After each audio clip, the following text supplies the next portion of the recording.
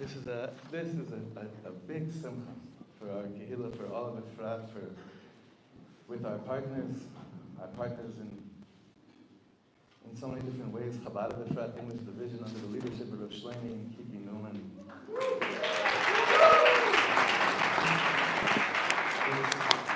It's such a schus to even know you guys and have anything to do with each other, and it's also a great schus to mention that Rav Shlomi will be starting a time issue for men this coming Thursday mornings after davening. Highly, highly recommended. Encouraging everyone to come. I'd also like to thank today's sponsors. I want to thank Johnny and Ayala Finn, לזכותו ולרפואה שלמה של החייל דוד, נתנאל בן איילה אהובה. בתוך כל שאר החיילים הצדיקים. We'd like to thank Edward and Marilyn Croman, Barry and Tina Farkas for the continued strength, courage, and safety of our chayalim and chayalot and of all those who in their service are shluchim for Hashem, enabling our continued blessed life in Eretz Yisrael for the good health and long life of Yisrael ben Chaya and Miriam Leah Bas Hanya. Also, we'd like to thank Eliel, Sarah ben David, בהודיה גדולה לקדוש ברוך הוא על כל חסדיו, בתפילה להצלחת עם ישראל וכוחות הביטחון, לרפואת הפצועים ולהשבת החטופים לביתם במהרה. And of course, we always love and want to thank Mr. and Mrs. Anonymous Donor. Thank you so much. Always.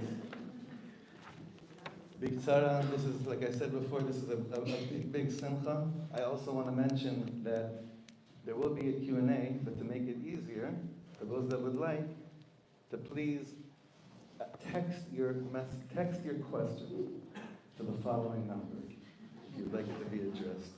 You ready? This is so 2024, it's unbelievable. 054-730-8983. 054-730-8983. You got it? But if somebody wants to ask directly, and even if you want to ask directly afterwards, Gam Ken Bishut Arab, that's okay. One more time, okay. 054 730. I feel like I'm announcing the winning number of it's not Rabbi Jacobson's number. 054 730-8983. Okay, Chevra, let's focus. Anyone that's went to Binyanei Ha'omah, it's been there the last few days.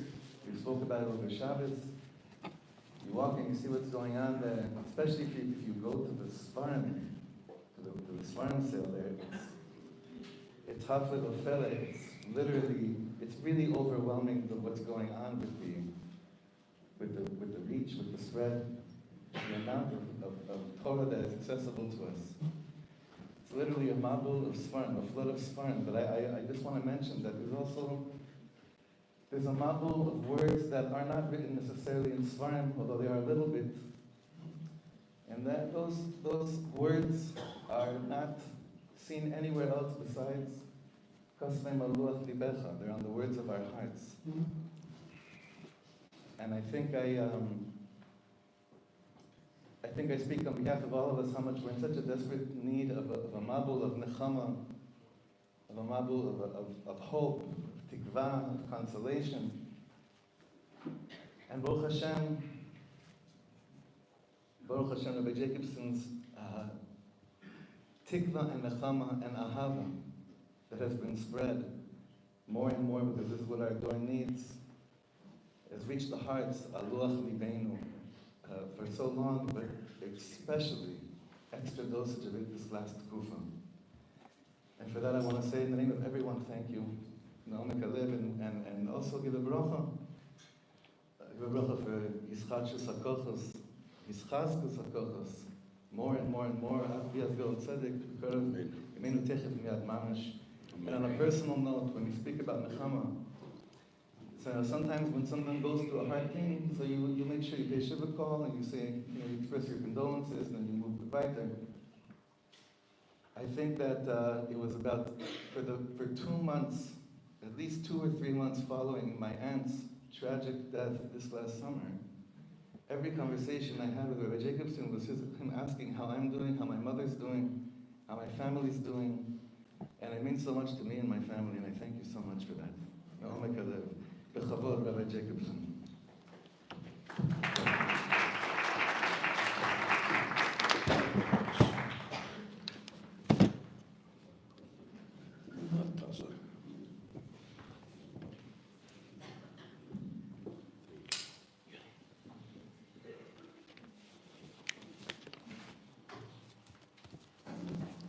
Thank you so much, Rabbi Katz, for your very moving words.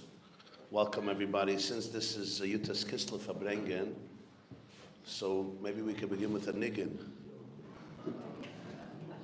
Especially we're in your place.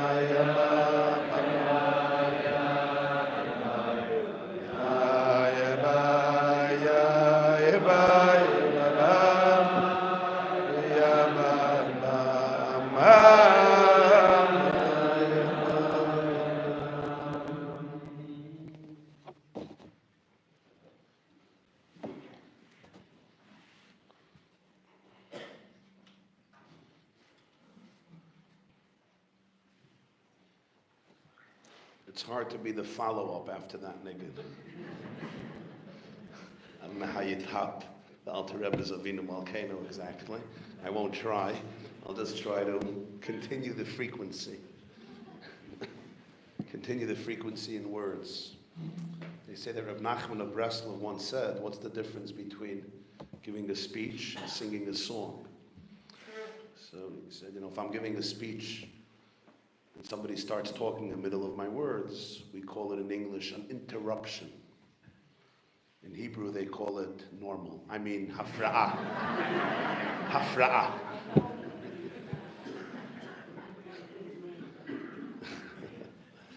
But if I'm singing a song and you start singing, we call it harmony. So Reb Nachman said the objective of life is to stop speaking and start singing.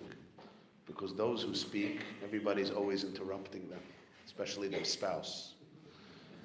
Those who sing, everybody's always harmonizing with them. Which is, by the way, when you come home in the evening, don't talk, just sing. That's the way to do it. It will dissolve most of the issues within 20 minutes, but you just have to keep singing. Lame as Rob, just keep it a musical, a whole night. Why are you so late? I am so sorry. Lo hayapkak aval, whatever. But I would just add that sometimes it seems like that sometimes even a person who's singing may still be speaking, and sometimes even when we're speaking, we may be singing. So really the objective of words, as the Alter Rebbe writes many times in Torah, look at the Torah, Moshe Rabbeinu said, Lo ish dvarim anoichi. I'm not a man of dvarim. For introducing himself as not being a man of words, he spoke quite a lot. In fact, one day he'll compose an entire sefer called Sefer Dvarim. So he says, I'm not a man of words. Now, lahavdil, when people get up at a Shabbat Brachas, and they're like, I don't know why they asked me to speak. And you'll forgive me, I think to myself, I agree.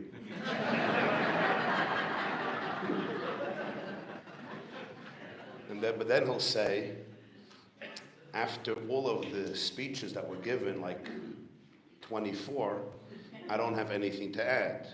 And I'm like, I agree. You could just say Mazel Tov and sit down. 45 minutes later, he's still not finished his notes. Apparently he has a lot to add. So what are you saying? I'm not a man of words, and then you go on with words, Sefer Dvarim, all the words, Eila HaDvarim. But the truth is, the Alter Rebbe says why Moshe couldn't speak, he wasn't a man of words, was not because he didn't have what to say, but because in the frequency of infinity, words always spoil, they dilute. They not only dilute, they contain energy which by definition can't be contained. Words are the greatest blessings. Take it from a man who speaks. Words are the greatest blessing, they're also the greatest curse. They're the greatest blessings, so that's how we communicate. Medaber. Adam lenefesh chaya leruach mamala, the Targum says. The definition of a living soul is a medaber, a communicative soul. And when you're married, you got to know that the definition of a living soul is a communicating soul. Don't guess what I'm feeling, because I don't know. I can't guess what you're feeling. Tell me what you're feeling. That was for the women.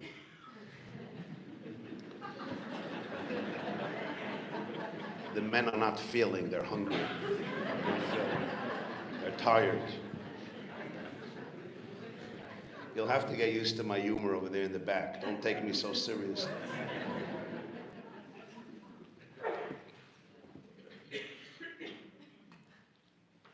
But on the other hand, words, by definition, are kalim, they're containers. They're oisius hamagbilim. They limit. The Maggid teaches, as Yud Tet Kislev, the Holy Maggid, Bereshis bara Elokim esa shamayim ve'esa aretz. In the beginning, God created heaven and earth. So he says what he created was not heaven and earth. Everything was there before. It's esa shamayim ve'esa aretz. It's the oisius of heaven, the letters of heaven and the letters of earth, meaning the definitions of heaven and earth. Pre-creation, everything existed, but it wasn't a definition. It was just infinity. The ability to define it in a new way, through DNA, through letters, through a program code, through words, that was created. Esa Shamayim, the letters of heaven. Esa Aretz, the letters of earth. So all of reality can be experienced as pre-creation. And over there it's all Ein Sof, Ein Od Milvado. What happens in this world is God wanted there should be letters and words which contain things and define things, and then link the two. So it's really about, Moshe says, Lo yesh dvarim anochi. I'm not a man of words. What I have to communicate can't be communicated through words. How do you communicate the experience of infinity? How? I don't know. I don't know. How do you communicate the experience? He said, don't do this to me. And then Hashem says, the same one who is the author of infinity is also the author of words, the author of finiteness. The moment you can get into that deeper frequency, which is even beyond infinity, called Atzmos, over there you could combine infinity with words. So Moshe then could say, Eila Hadvarim. So all the words of Torah are really words that point us to a place that's beyond words. If it's not pointing you to a place that's beyond words, then ultimately the words are not worth much. I've been speaking for many, many years. This is my conclusion. If the words don't point you to a place that is beyond words, they probably should not be said. Silence is much better. The Alter Rebbe had a son. His name was Reb Chaim Avram. He had 3 boys. The Mittler Rebbe, Rabbeinu Dov Ber, was his successor. He had a youngest son, Reb Moshe, who ended up as a prisoner by Napoleon's army. He was tortured. And they had a middle son, Reb Chaim Avram. Chaim Avram lived a long life, and he looked just like his father. And they used to ask him in his later years if he could share Torah, and he never wanted to. Tzemach Tzedek was alive already, and he never wanted to. They said, just say something you heard from your father. He wouldn't speak. And one week they begged him, and for Shalashuddis, he said he'll say something by Shalashuddis. So the whole town of Lubavitch in Belarus came. The Alter Rebbe's son is finally going to say something he heard from his father. Wow, everybody came. They're sitting at the 3rd meal, Sudash Lashit, and they're waiting. He doesn't say anything. They look at him, and he said one pasuk from Tehillim, Kuf Yud Tet. Belibi tzafanti imrasecha laman loy echtalach. In my heart I have concealed your words so that I don't sin to you. And that was it. Belibi tzafanti imrasecha laman loy echtalach. And he wasn't trying to deceive anybody. He just felt that any word that he says will be committing a sin. Now what type of sin is that? Not a sin in literal sense. But chet, the Alter Rebbe always says, means distortion, right? Chet, avon, means in Hebrew distortion. Misalignment. It's not going to be aligned. And he didn't want to step out of alignment. They once had told Alter Rebbe that they don't understand Tanya. So the Alter Rebbe said, of course, it's only 50%. You don't have the other 50%. So they said, what's the other 50%? He said, nigun. It's the song. You only have the first. You don't have without the nigun. And that's when he began to teach nigunim and create a whole system of singing. Like you can hear in Avinu Malkeinu, it's touching the infinite. Even Keliyata, which in many ways seems simple, and it's touching the Ein Sof. That's what a nigun is. Never mind the Dalet Bavas. So to continue to the frequency of that nigun, of the nigun Avinu Malkeinu. So I want to share with you, my dearest brothers and sisters, an experience I had myself when I was a child. And it came into my head this morning, and a few minutes ago another part of it came into my head. So I guess it's a sign that I should share it. I was a pretty young boy. I grew up in Brooklyn, New York. That's where my impeccable English accent comes from. And I can't remember which year it was, but it was the early 1980s. I was a boy before Bar Mitzvah, a few years before my Bar Mitzvah, maybe even younger. And as you know, I grew up at the feet of the Rebbe, of the Lubavitcher Rebbe.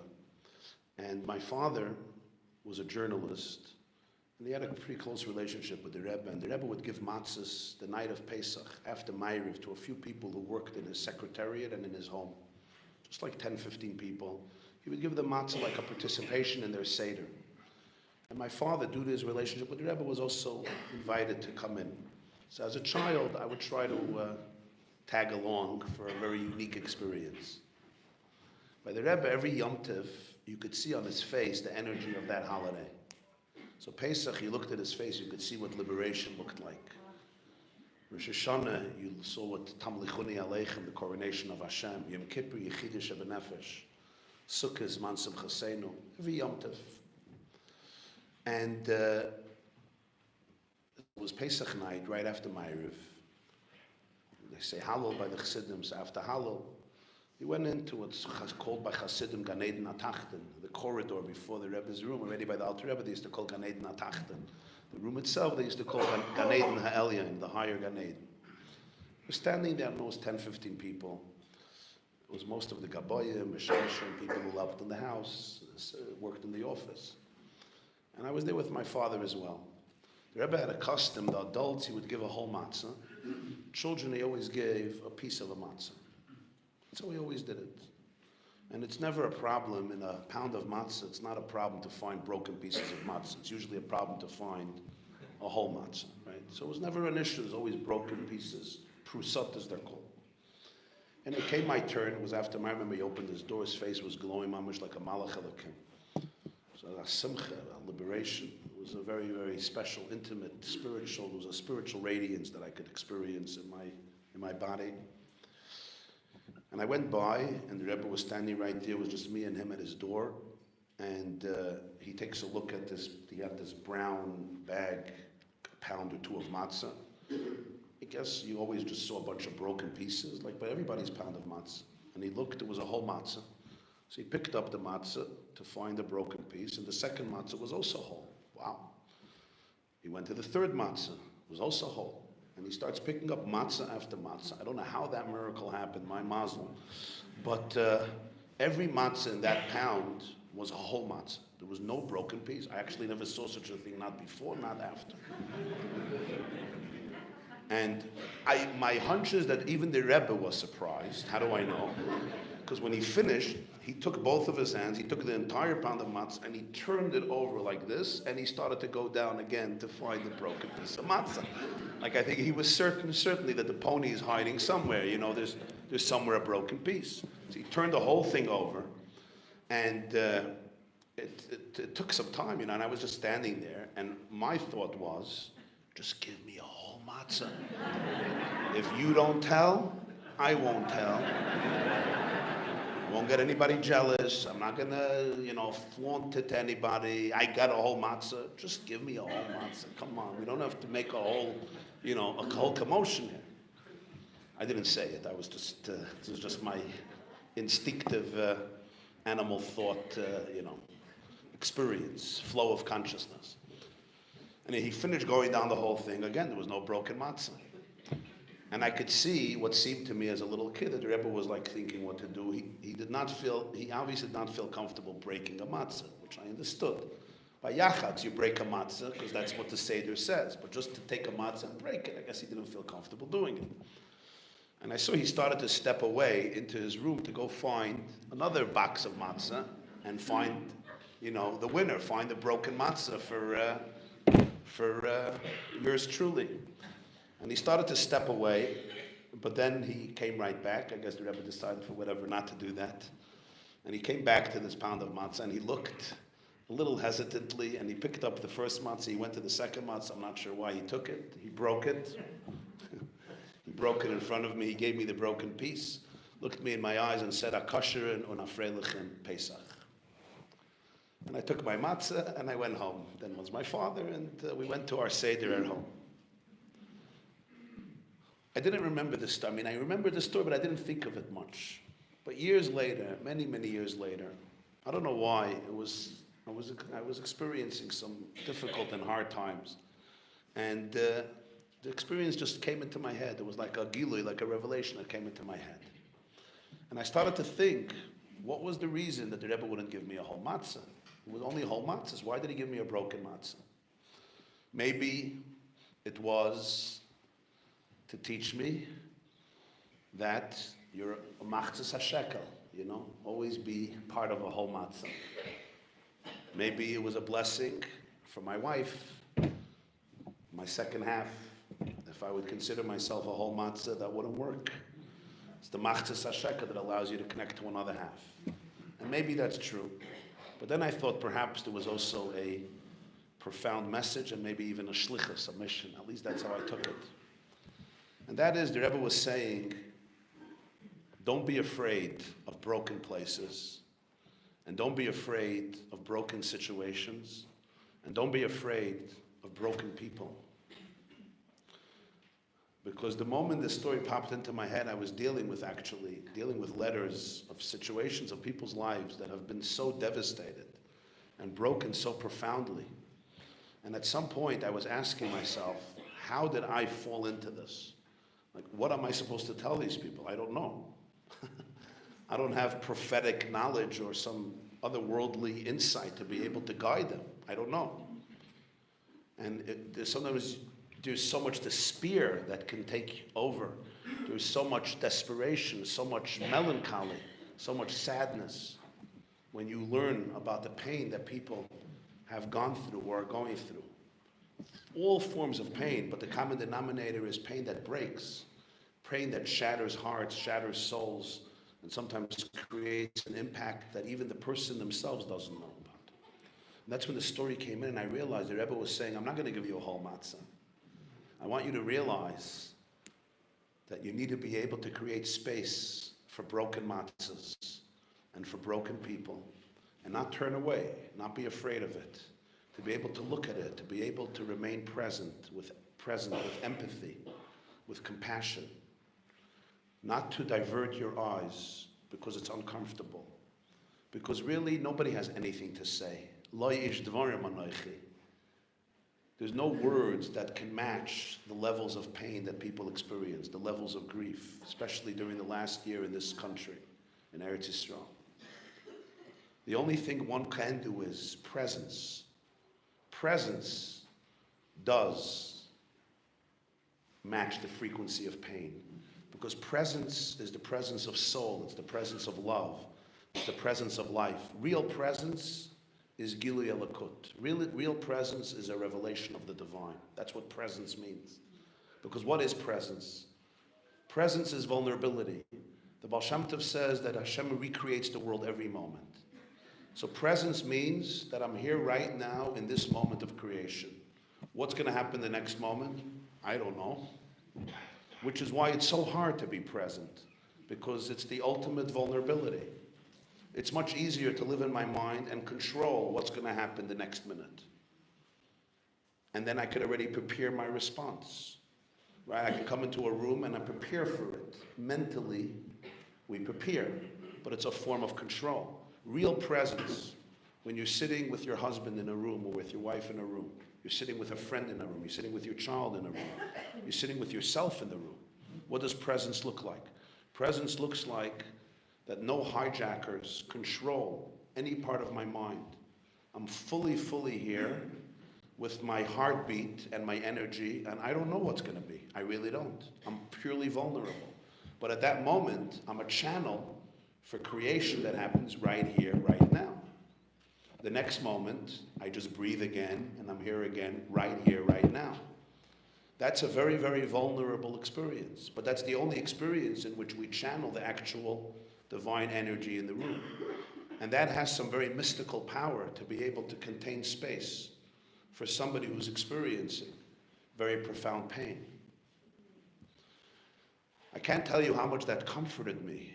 The ability not to be able to fix anything, just to be able to not be afraid of a broken matzah. Not be afraid of a broken matzah. Not try to minimize it, challenge it, explain it, rationalize it, give some smart aleck response, find some philosophical, interesting, it's like irrelevant. I remember I was once invited for a kumsitz for yeshiva boys who went to a yeshiva that was for children who had a certain, it was very difficult for them in what you would call, mainstream yeshivas. I don't know if there's such a thing anymore, but what they used to call mainstream yeshivas. And they had this special yeshiva for them, and they were doing a kumsitz near my house, so the guy asked me if I could come over. So they were sitting with guitars and drums and violins and playing beautiful music, and there was a fire pit, and they were roasting hot dogs and marshmallows and chicken wings. And they were singing a nice song. I still remember they were doing Lemana Chai V'Reyai, Lemana Chai V'Reyai.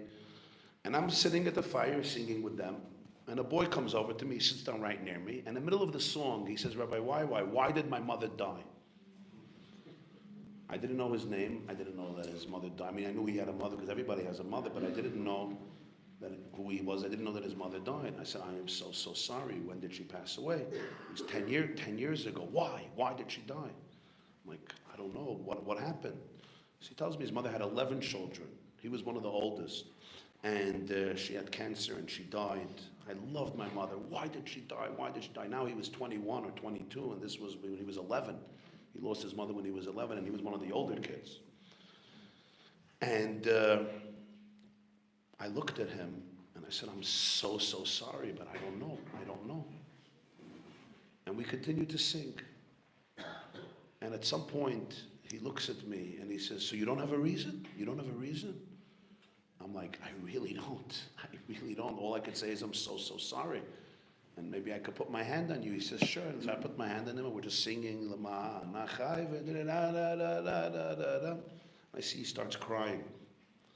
And then he looks at me and he says, you know, Rabbi Why, I was waiting for this answer 10 years. I'm like, what were you waiting for? What did I tell you? I didn't tell you anything. And he tells me, after my mother died, I was so devastated, I asked my father to help me.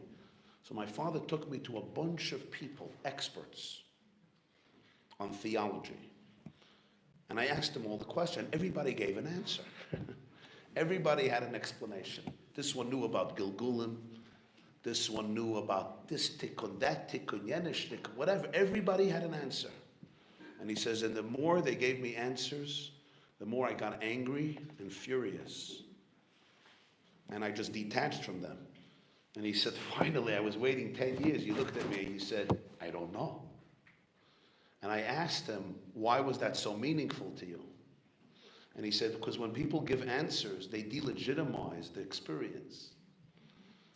Could you just stay present with the experience? And I understood what he said. Even if people mean well, the explanations and the answers, what they do is, they put it in a context of intellect, which doesn't match up with the depth of the grief, the depth of the pain. When somebody says, I don't know, it's not just ignorance, I don't know. It's paying tribute to the intensity of the experience. It's paying tribute to the profundity of what people are going through without the need to sugarcoat it, to be able to see the reality for what it is, and just to be able to hold on to the broken matzah. But then recently, and actually somebody suggested this to me, I realized that there was something deeper in the story. The Rebbe didn't just give me a broken matzah, he broke the matzah. In fact, there was no broken matzah to give. All the matzahs were whole. He broke the matzah and gave it to me. And then I realized there was something even deeper here. Because just to be able to look at brokenness and hold space for it is an incredible thing. But there's something even deeper that we can give ourselves and people. And that is remembering that even the brokenness comes from whole matzahs.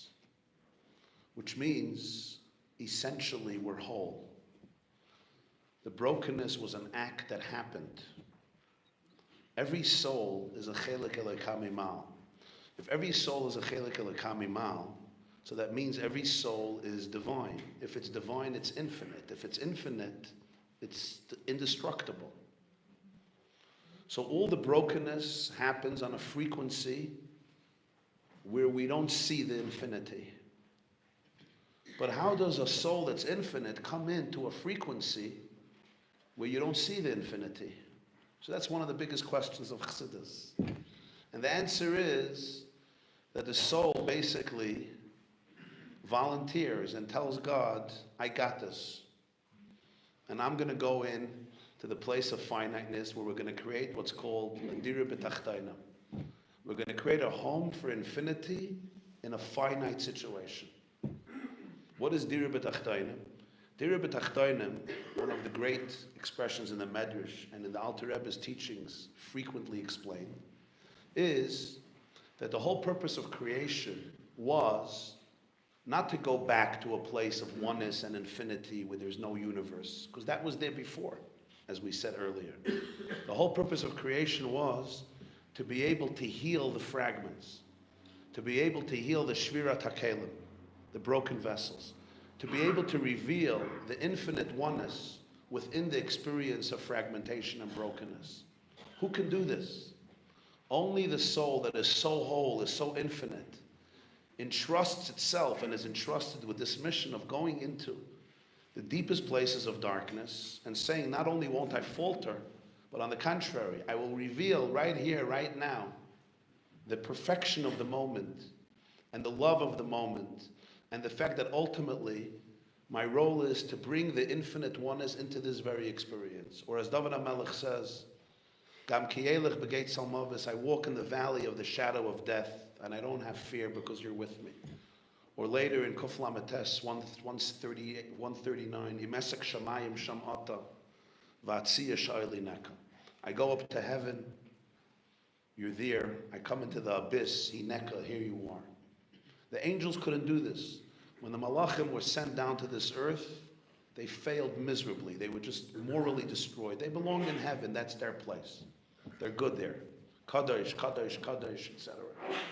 The soul has that uncanny and incredible ability to be the interlacing link between heaven and earth and bring literally the Gavaya B'Yoser, the highest, into the lowest. So what the Rebbe was saying, I think, was something much deeper. And that is, I want you to know that all the matzahs are really whole. Everything is really whole. What seems like so broken is also a derivative of wholeness. When you know that it's your wholeness making space for your brokenness. It's your wholeness that contains your brokenness. It's not your brokenness that contains your brokenness. It's your wholeness that contains your brokenness. And that's really the secret of the whole story with the sun and the moon. The Gemara says in Chulin, Daf Samach, that the Torah says when Hashem created the heavenly luminaries, He created two great luminaries, Shnei Ma'orot HaGadolim. And then later it's the Ma'or HaGadol, Ma'or HaKatan, the great one and the small one. So Reb Shimon ben Lakish says, because in the beginning the sun and the moon were identical. And then the moon came and said, you can't have two kings wearing the same crown. So God says, you're right, diminish yourself. So the sun goes and diminishes itself. But then, the moon. And then the moon says, why? Just because I'm a sensitive guy and I'm saying the truth, I should diminish myself? And Hashem says, yeah, you have a point. You know what? The Jews are going to do their calendar based on you. He's like, I don't care. It's not enough. Okay, Yaakov and David and all the great people will be called Katan. They'll all be called small like you. I don't care. You're going to be seen by day and by night. I don't care. And the moon is not happy, and God says, you know what, you got a point, and therefore every Rosh Chodesh, when we see the new moon, when we celebrate the birth of the new moon, bring a special offering, and it's the only offering that the Torah says, L'Hashem Chatos, it's for God's sin. Haviyu alai kapara shemiyatati esayareach. Bring an atonement for me, because I diminished the moon. Ultimately, I'm the one who's responsible, I'm the one who diminished the moon. Now that's such an interesting thing. Hashem says, I need atonement, but the definition of atonement is that you didn't do what God wanted. So how can God need atonement for not doing what God wanted when it was He who wanted to do what He doesn't want? So maybe you need therapy. Why do you need an atonement? Which is maybe what an atonement means. But what's this? What is this, a joke? Like Hashem says, oh, sorry, I sinned. What do you mean you sinned? Whose will did you violate? And if you violated your will, well, you didn't have to. Do you not know what you want? Like, what's this? It's a joke. The truth is, this is the whole story of creation. The sun and the moon are really equal. The broken matzah and the whole matzah are identical. What is really brokenness? Brokenness is an experience of pain that is sometimes unbearable. But that pain is being in the presence of something so authentic, so true, so mysterious, so infinite that our brains can't control, our logic can't define. Is the presence of Hashem there any less than anywhere else? No. Sometimes even deeper. But there's no way the moon can experience it that way. The moon says something is off, something is off. This is not the story of creation. God says, you're right. From your perspective, you must be small. From His perspective, the sun and the moon are all the same. Our broken moments and our whole moments are identical. Our broken matzahs and our whole matzahs are identical. Our days in which we're flying and the days when you feel like you're in the abyss, from God's perspective, are all part of an infinite wholeness. It's just a journey of your soul through very, very different places and experiences. It's almost like going in all the grooves of reality, Shira Sakalim, and bringing there the light. But from my perspective, I could never experience that, because if I would experience it that way, I wouldn't be in the grooves, I wouldn't be in the abyss, I wouldn't be in B'tachtainim. Then I'd just be B'elyonim. So from my experience, from the moon's experience, it's like, we can't be identical. God is like, you are identical. No, we can't. God says, okay, so diminish yourself. From your experience, you'll be small. And then, wait, why am I small? Why am I dealing with all this? Come on, why am I dealing with all this? What am I dealing with? So he says, well, the Jews will do their calendar with you. I don't care. Yaakov, David, everybody is connected to you. You're like connected to everything. I don't get. God says, at the end of the day, this is all my fault. Ultimately, this whole Dira B'Tachtainim thing, this whole idea of creating this universe, like I really came up with it, I need the atonement here. In other words, he's ultimately taking accountability for the fact that our journey is a painful journey through darkness and brokenness. So there's a profound paradox here at the core of it all. And that is, on one hand, to deny brokenness, to be naive, to be detached, to be numb, is really not allowing ourselves to go into that experience. On the other hand, to go into that experience is so powerful. The gravitational pull of pain is so deep that I could be pulled right into my darkness. And this is where we always need to have that vision, and it's the whole matzah that really comes into the broken matzah. You're whole. Everybody is whole. Everybody is whole. You can't not be whole. You're a chelek Elokai mimal. You are whole. And it's my wholeness that wants to hold on to my brokenness. It's my wholeness that makes space for my brokenness. And the two exist simultaneously. It's the sun and the moon. Shnei ma'oris hagdolim. And even when I'm holding that brokenness, I won't feel the wholeness, because if I do, I'm not holding on to the brokenness. This is really the gift, what I experienced from the Alter Rebbe, the gift from the Alter Rebbe, the Balagula of Yud Tet Kislev. I know many of you here listen to a lot of our shiurim and Torah and Lakota Torah and the Alter Rebbe's teachings and the teachings of the Baal Shem Tov and Chassidus in general. What is the real gift of that? What is the real gift of Chassidus? What is it? It's cute vertlach. Yeah, it's a lot of nice vertlach. And the parsha is all cute vert and good stories and good songs. But that's not the gift of Chassidus. The real gift of Chassidus was, it started to bring and synthesize and showing that Galus and Geula are really one. Redemption and exile are really one. The Baal Shem Tov was born in 1698. It was a time of profound darkness. It was right after the pogroms of 1648 and 1649. Tachtat. It was right after the Shabsi Tzvi, false Mashiach debacle. The Jewish people were morally, physically, emotionally, psychologically, socially impoverished, broken, devastated. The Baal Shem Tov came to the world. What did he say? He didn't come to say a few nice vertlach. He also didn't come that people should have herring and kugel. He also didn't come just that people should have a certain garb or uniform. I mean, it's all nice and good and beautiful. It's not what he did. What he did was, the Baal Shem Tov, with his very presence and with his very teachings, he allowed people to be able to experience a part of themselves that they may have forgotten. Somebody once said, love is learning the song in somebody else's heart and singing it back to them when they might have forgotten it. There's a song in every person's heart. It's a song of wholeness. It's a song of Ein Sof. It's not a song you could describe in words. The reason you can't describe it in words, because it comes before words were created. It's pre-verbal. It's elokus. It's Ein Sof. In that space, there's absolute clarity. There's also absolute bliss. There's also absolute joy. There's also absolute vulnerability. There's no control. There's also an absolute experience of a frequency of surrender, trust, faith, love, and oneness. And it's a very, very, very deep frequency. And every mimer of the Alter Rebbe takes you back into that place. You just have to be very vulnerable when you learn it, very vulnerable. And suddenly you start feeling, and of course if there's blockages it's hard to feel, but if we work on our blockages, and that's a lot of work, and you start feeling it, it's just a presence of wholeness that doesn't have answers for the pain, because there's no real answers. It comes from a place that's deeper than logic. God created logic, so he's not going to be explained by logic.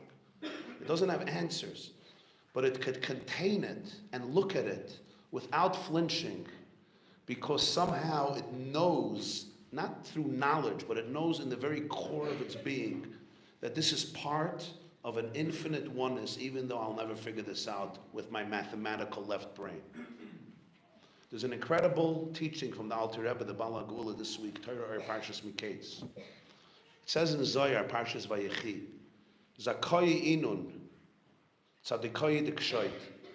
So special are the true tzaddikim, because every day in this world they imagine that it might be their last day. They look at every day and they say, okay, today I might pass away. And the Alter Rebbe says, why is that so special? Like, why is that the level of the greatest tzaddikim? In fact, he says, it seems like a pretty low level. That basically, thank you, what keeps them in check is, I might die, and I don't want to end up in the barbecue. That doesn't seem like such an elevated level. In other words, what's motivating me to be a mensch and a good person and a Jew today is, I may die, and the time of reckoning is going to come. Okay, I hear that. But is that really the highest level of the tzaddikim, that every day they imagine this might be my last, and therefore I better behave because the fun is over very soon? Alter Rebbe says, like, what's the godless? What's the greatness? And then he says, that's not what the Zohar means. The Zohar means something completely, completely different. And this is what he says. It says in Gemara, when a soul goes from this world to the next world, it has to go through what's called Nahar Dinur. Nahar Dinur is a river made of fire. What does that mean, a river made of fire? So it's a spiritual, it's a metaphor. So the Chazal say, and the Zohar says, that the soul can't experience any of the bliss of the next world as long as it still has memories from this world. And the reason is because the bliss of a neshama beyond the guf is so infinite that if there's anything blocking it, it can't experience it fully. So the soul needs to free itself up, not only from toxicity, but even from memories that keep it gravitationally, they pull it down and they don't allow it to experience the full splendor of Ein Sof. So therefore, when the soul leaves this world, it goes through a whole journey and a process to be able to, so to speak, clean it up and bring it back to its pristine infinity, oneness. So now it could be subsumed in the infinite bliss for eternity without any distractions. That's what the idea of cleaning the soul, the idea of Gehenna, the idea of Nahar Dinur. It's not punishments in the sense like I'll get you back. It's rather the cleaning that the soul can experience the full splendor of infinity. So the Alter Rebbe says this is what the Zohar means. The tzaddik thinks to himself, today might be my last day, I got it. What happens then? In order to go to Gan Eden, I need to forget everything. Because as long as I remember some stuff, I'm still holding on to stuff. And as long as I'm holding on to stuff, how can I experience infinity? Stuff is the opposite of infinity. Stuff is like stuff. So I got to let go of all stuff, which is hard. Who wants to let go of anything? We don't like to let go because that's our form of control. I hold on to everything. So the tzaddik thinks, but if I want to go to Gan Eden, I won't be able to because I'm stuck in stuff. And every thought is a universe. So that's why the soul goes to the Har Dinur and lets go of everything, and then it can go in Gan Eden. And then he says, but what's Gan Eden? Gan Eden, the Gemara says, is Ziv HaShechina. It's the radiance of the Shechina. It's like the ray of the sun. But one second, what is Torah, mitzvahs, and tefillah? Torah, mitzvahs, and tefillah is atzmos. It's Hashem's essence.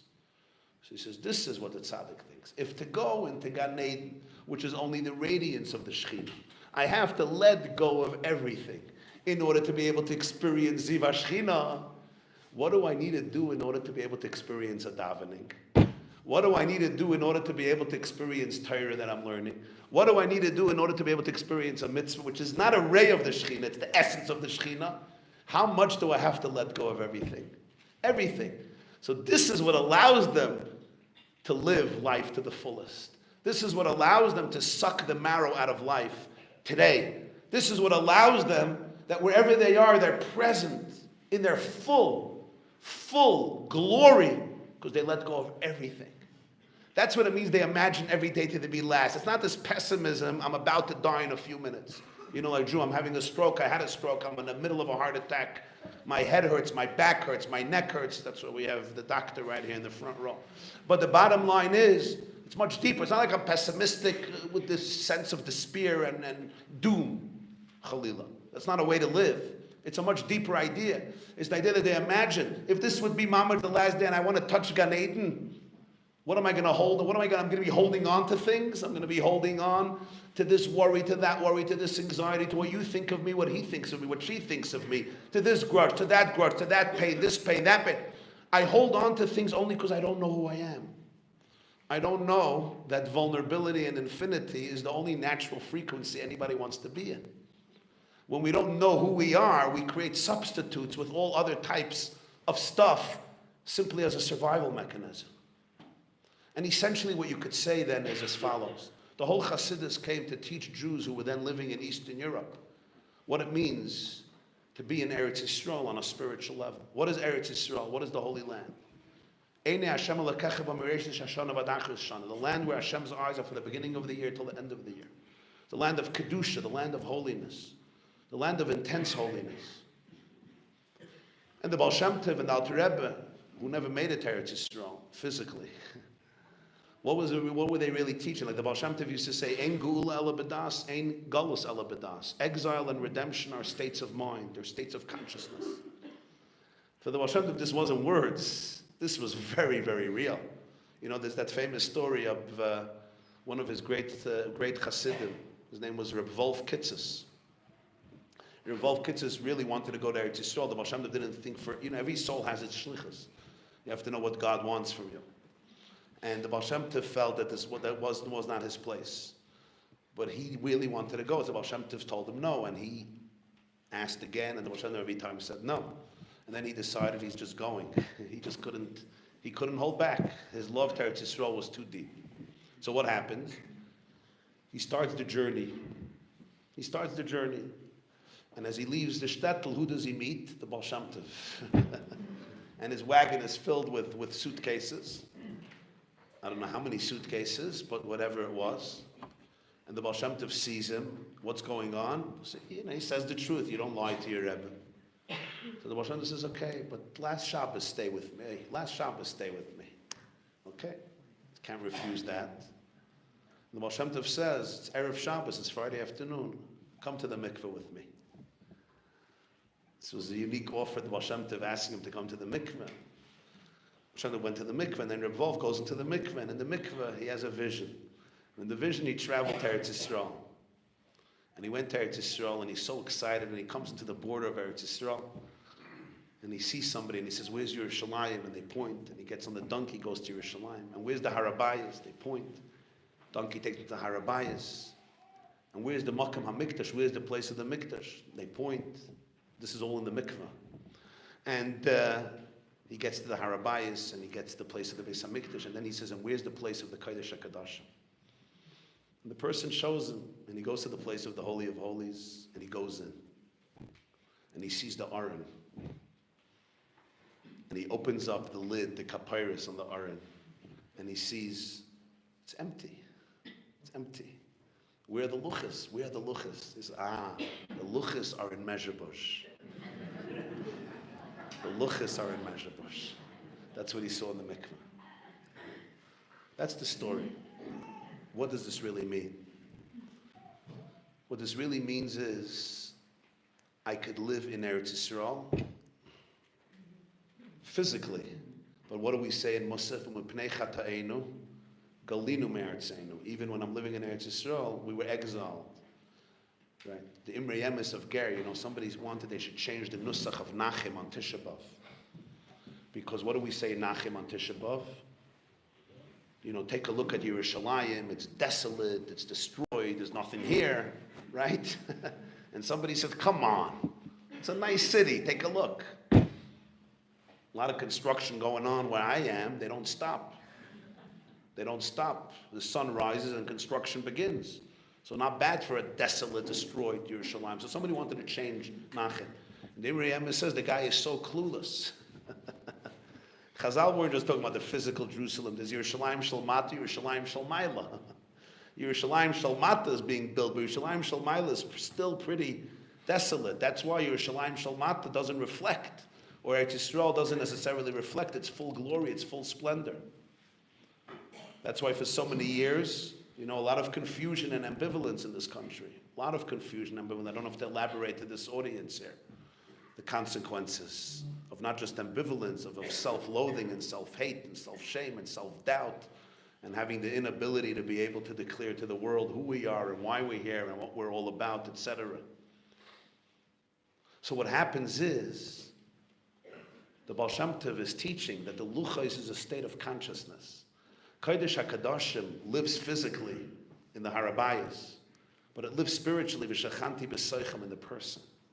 So the whole Chassidus wanted to give the Jewish people the taste of Eretz Yisrael, of Geula, in a visceral way, even when they weren't living there, because they couldn't live there. That's where Pinchas of Karetz, one of the great Hasidic masters, said that when the Baal Shem Tov was born, the Jewish people were in a comatose state. And when somebody's in a faint, one of the things you do is you whisper your name. You whisper his name into his ear to revive him. The Baal Shem Tov's name was Yisrael. So when the Jewish people were in a comatose state, Hashem whispered our name into us in the presence of the Baal Shem Tov. That's Yisrael. So the Baal Shem Tov said, Geula and Galus are states of mind, states of consciousness. A person can be in a state of consciousness, of Geula. And what does that look like? The moment I tune in to that part of me that is always subsumed in infinity, that's what redemption looks like. And Gaila, Geula are the same words. There's just an Aleph in Gaila. It's the Aleph. It's the oneness in the Gaila, in the exile, that makes Geula.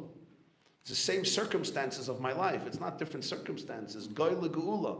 It's just the Aleph. So what the Baal Shem Tov was teaching was that always make space for the brokenness with your wholeness. And that's really the whole secret of Yosef HaTzadik. Yosef HaTzadik went to the lowest places. He felt the pain. He cried. Nobody cries in Tanakh as much as Yosef. Nobody. He's always crying. Every other meeting, he's crying. He's always crying. You can rely he's going to be crying. You know, people look at Yosef like he didn't, like, he's punishing his brothers and all this. He must have been a tough kid. And maybe because of what he went through, all the trauma, he became tough and harsh and hard, and he closed his heart. But that person doesn't cry constantly. Yosef's tears don't dry up. He's feeling everything. He's vulnerable. He feels everything. So how does he not only survive but thrive, to the point that when he meets his brothers and he reveals himself, Ani Yosef, he says, don't be depressed. Don't worry. I'm good. You didn't sell me. God sent me. The answer is, he made space for his brokenness with his wholeness, with the shliach that was in him. What does it mean? Hashem sent me. It means I wasn't sold, I was sent. If I'm sold, I'm just a passive victim. I'm a ping pong ball. Boom, boom, boom. So every morning I wake up, I have to ask myself a question. Was I sold or was I sent? The circumstances were the same. Yosef was sold. He wasn't sent, he was sold. Nobody asked him. He was thrown into a pit once, twice. And as they say in English, no good deed goes unpunished. There was no good deed that he did that didn't go unpunished. Whatever he did right, he was punished. He could have become the most cynical, bitter, depressed human being. What held him? What held him was not that he emotionally detached, which is what some people do with pain, and it makes sense. It's a very classic developmental trauma response. I shut down. I shut my heart. It's too much. Children do this all the time, and then when they grow up as adults, it's very hard for them to feel. They don't feel. Makes a lot of sense. If someone is putting a dagger into my chest, if I stop feeling, if my body becomes, if I detach from my body, my soul flies up, my body just remains a wax museum, Madame Tussauds experience, it's wonderful. You can do whatever you want. Some of these people are actually lauded as intellectually in control. They're not intellectually in control, they're just dead. It's a tragedy. It's a dead man walking, and it's torturous. Whoever shut down their heart knows how torturous it is, because the soul is alive. But it's the alternative. The alternative for the animal soul is death. We get it. Too much pain, shut down. Emotionally detached, freeze. It's called dorsal state. It's called it being in a, there's parasympathetic state, nervous state system, the sympathetic, the dorsal, you're frozen. And frozen makes sense because in some situations, if you ever watch National Geographic or you go to jungles, you know, one of the very brilliant things that gazelles or antelopes do when the cheetah is chasing them is they go into a place of freeze. They can't run away, so they freeze. They look dead. The cheetah looks at the gazelle. It's not a gazelle that I know. I'm scared, and leaves. The thing is that the gazelles afterwards shake for 30 seconds. They shake out the trauma and they go back to the herd. We live with the stories. And we're like, I probably deserve this. So I remain frozen 60 years later. I'm still frozen. My system didn't open up. I'm still in danger. I'm still frozen. And it's a very, very torturous place to be in. And the Baal Shem Tov and the Alter Rebbe wanted to teach people how to be able to remain with open hearts, to experience everything in life with a full flow of consciousness, and yet not only not fall apart, but realize that all of life is about holding space for our brokenness with our wholeness. Your wholeness is never questioned. Your wholeness is absolutely powerful. It's divine. It's an elikus. It's chelik elokamimal. You're a frequency of Ein Sof, and that's always true. The only question is how much access I have to it. It's the only real reality. And my entire journey is to be able to reveal that reality in every state that I'm in. And for that, I have to go through it, and Yosef got it. So even as he was going through the experience and feeling the full texture of the pain, and when the moon is feeling the full texture of her waxing and waning, she doesn't know that she's the sun. Because if she would know she is the sun, she would never be able to make dira b'tachtoinim. For that you have to touch the texture of darkness. And only the soul knows how to touch the texture of darkness.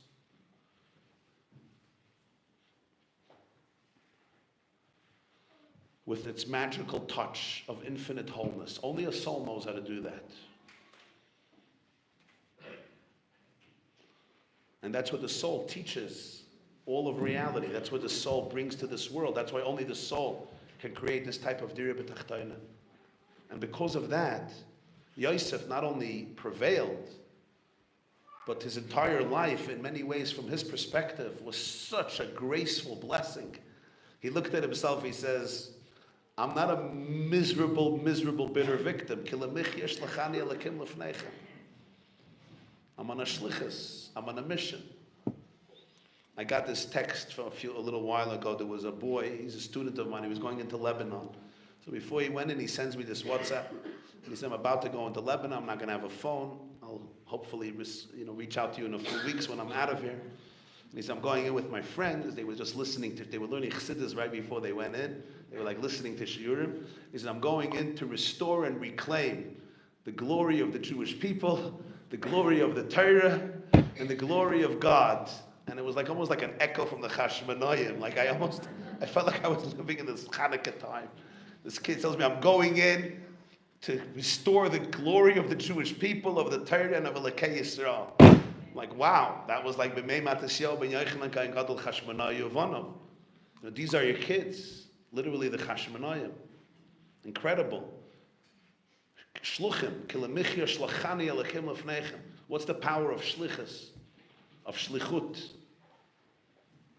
When that soldier, June 6, 1944, if I can use the American example, went to Normandy, and he saw what was happening in Normandy, he didn't look at himself and say, wow, I'm such a loser. They punished me by sending me into this crazy, insane place. He said, no, I'm a good soldier who was sent to defeat the world from Hitler. That's what a shliach understands. He's not naive. He doesn't minimize reality. He doesn't dumb it down.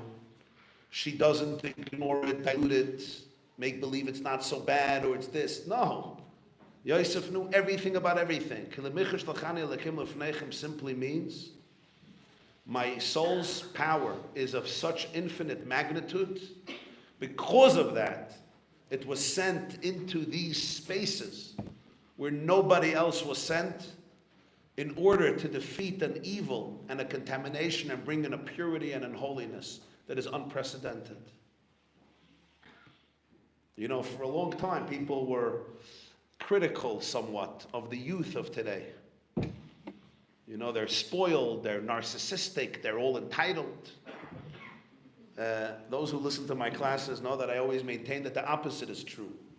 But it's very popular, especially where I come from. You just give them mussar, tell them how spoiled they are and lazy. They should be like their parents and grandparents. Put one foot ahead. Everybody's busy with their emotions. But the truth is, people underestimate our generation. They underestimate the youth. The youth are yakar mikol yakar. They're more precious than anybody imagines. They're a generation of redemption. They're a generation that were born into an energy of geula, and therefore they're toxic. They are allergic, I should say, to a Judaism of galus. They're allergic to it. That's why people say, why don't they buy everything that we bought? Because they want to hear a Yiddishkeit of Mashiach, of geula. And what's the Yiddishkeit of geula? It's the Yiddishkeit of Einaid Mulvadai. It's a Yiddishkeit of pure synthesis, of complete oneness. It's a Yiddishkeit where there's no fragmentation between the soul and the body, between heaven and earth, between the outer and the inner. There's no fragmentation. There's no such a thing that you don't live what you are on every level. You know, that alienation, that fragmentation, it worked for many, many years and for many, many people. But it's not the energy of redemption. The energy of redemption is goyla, geula, everything becomes one. And in that sense, they are so empowered and they have such a sense of authenticity that is incredibly inspiring. Some weeks ago, I was giving a speech by me in Shul Shabbos, and there was a group from a yeshiva, and they call it the ADHD yeshiva on steroids. And this whole group came, and they were sitting there, like right in front of me. They came for some chufruf. And you know, let's put it this way, I'm not the shortest sermon giver in the universe. So I spoke for quite a while, and this kid sitting right in front of me was like glued and listening. And at the end, he comes over to me and he says, you know, you could have spoken for another 12 hours. I said, well, it was close to that. And he said, yeah, but it could have been another 12 hours. I'm like, I know you for many years. You're like the quintessential ADHD boy. Like, how did you sit here and you're listening? You want me to speak for another one? He said, no, people completely misunderstand me and my ilk. They think we don't know how to concentrate, we don't listen. No, they don't understand. When you don't hit the spot, we can't listen even for 13 seconds. We're done.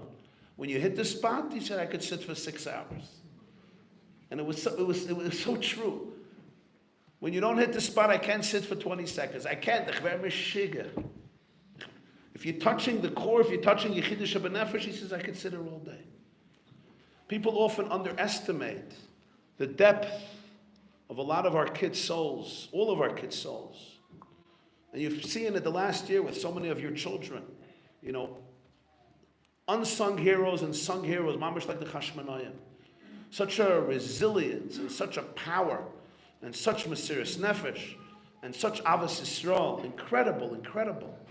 And I think, on behalf, of the Jewish people, I want to do a special salute to all the parents who raised such children and embodied them and empowered them.